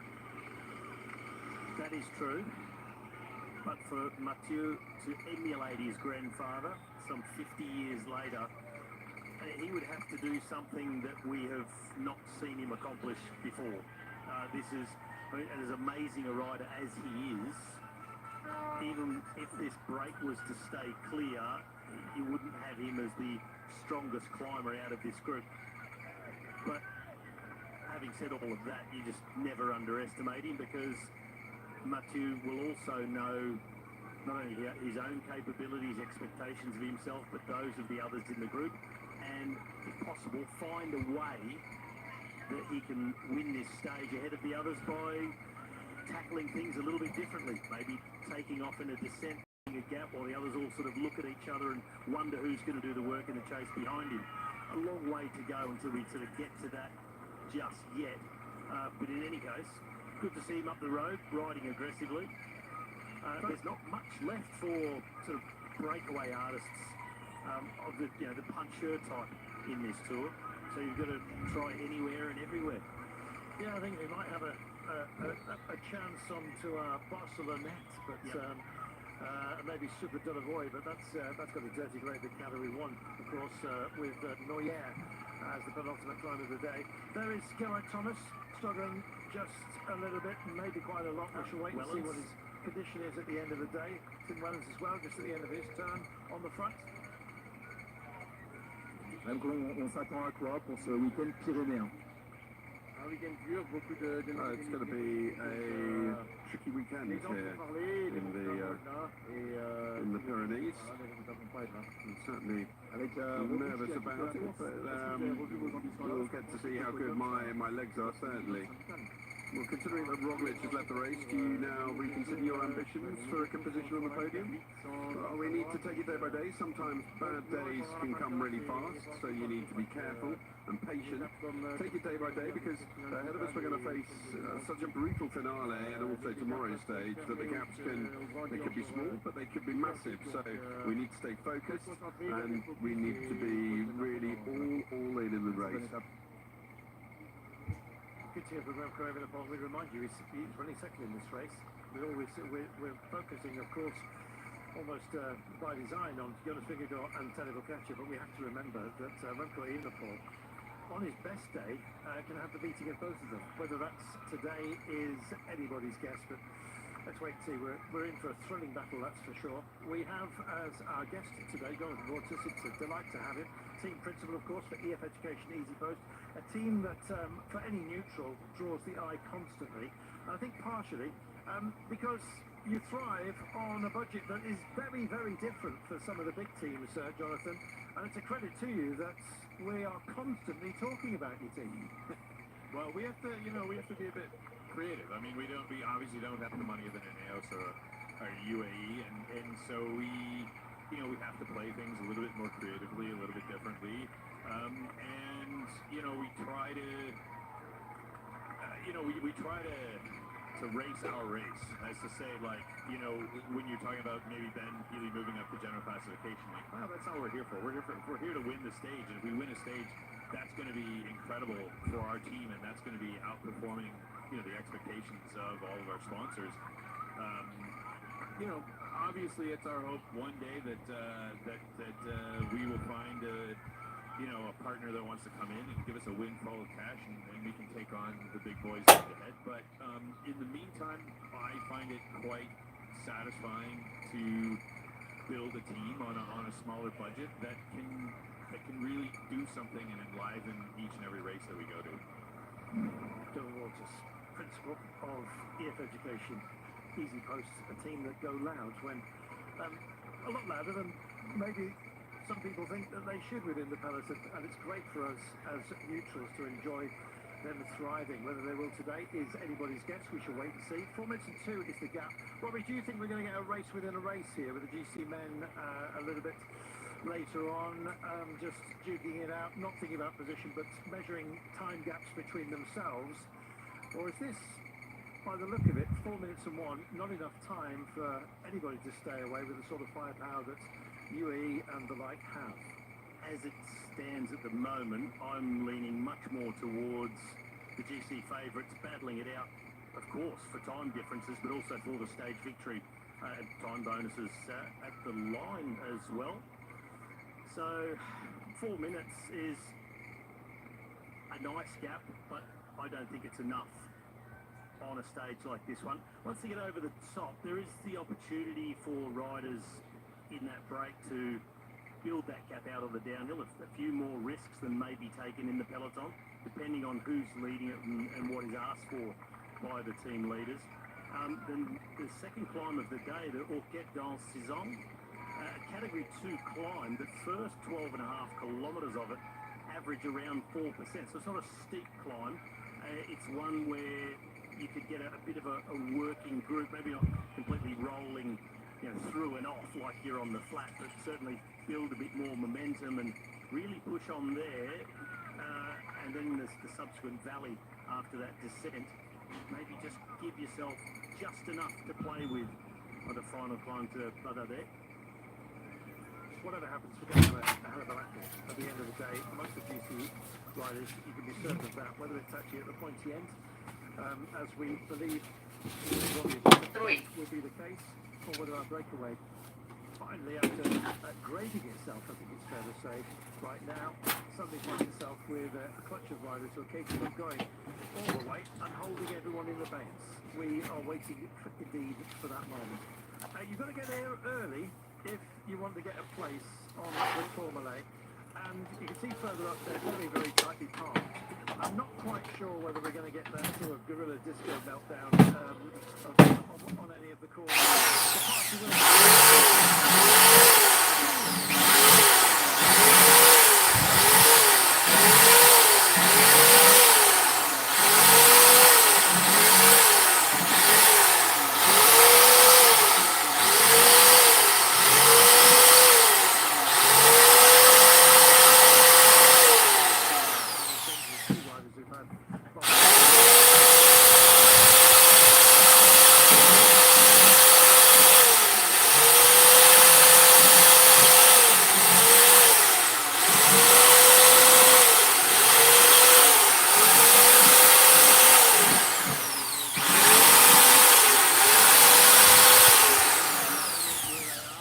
in a more protected corner, light breeze.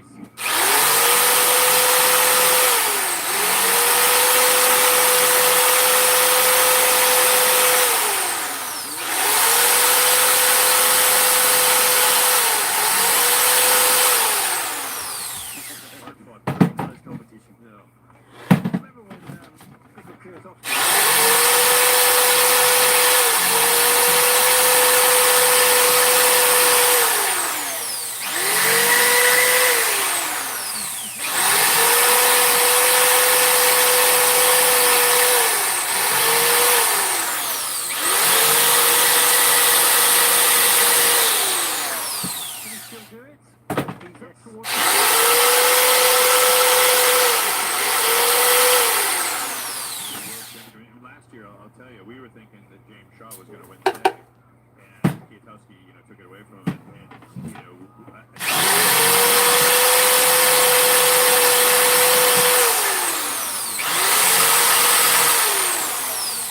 he's a world champion. He has the motor of the world champion.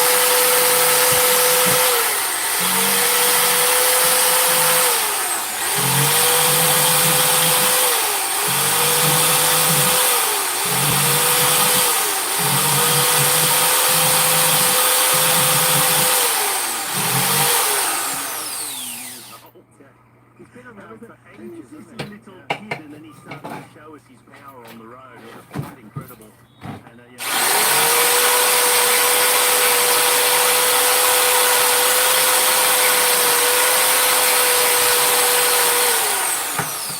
Carlos Rodriguez hovering there in the top five of the general classification.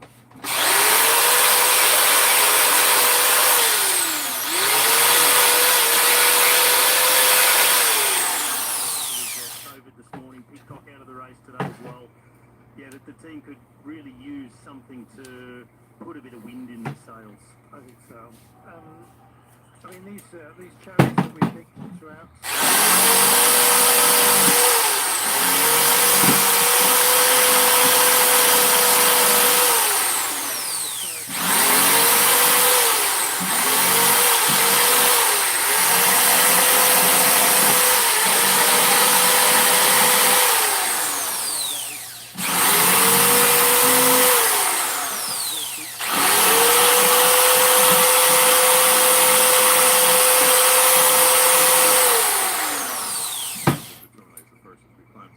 But anytime the stage goes over the top of the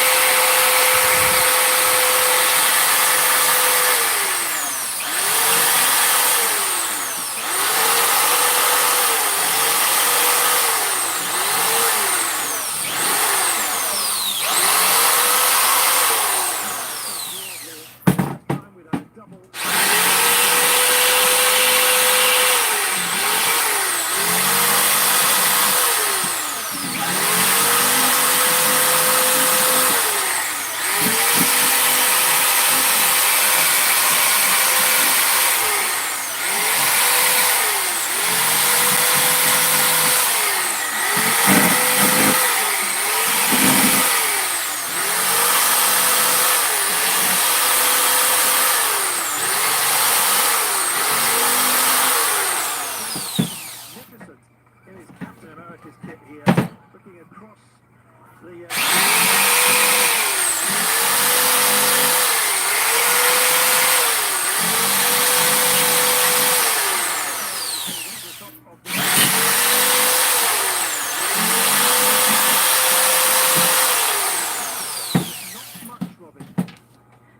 a brutal climb, a very long climb. Just looking.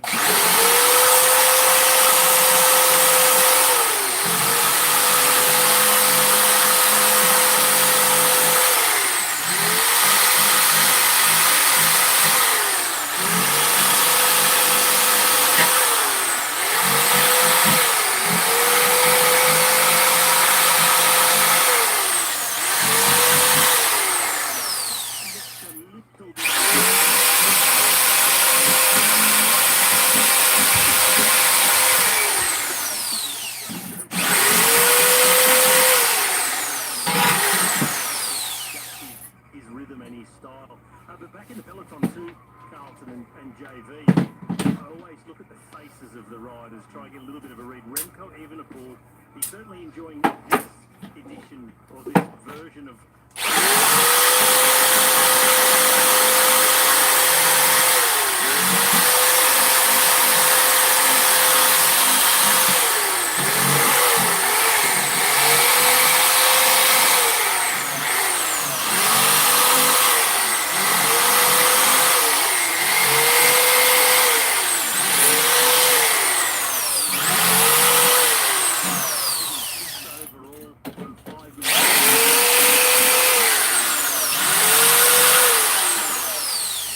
where maybe if the top, well, the first and third, I didn't say top two, first and third, the two riders who have made it obvious they're the very best climbers in this race. If they just happen to be looking and marking each other, maybe Remco could spring somewhat of a surprise. Do you remember though, Robbie, in response to that day that he blew up here, the very next day he came back and he was unbelievably brilliant. Yes. So, but that's what you don't want though when you're riding for GC is hot and cold. Exactly. Rather than the extremes, you'd settle for slightly less than hot, but at a good temperature all the way through. It's almost gives away nothing in that on some of those days where he's blown spectacularly, you couldn't actually see it coming. Like he just all of a sudden it was just boom, the lights were off. But I think you're exactly right that everyone is talking about the Jonas versus Tadej battle, and no one's really talking about Remco, and he's just sitting there comfortably with how many teammates just sitting right around him. It's a really good situation for him.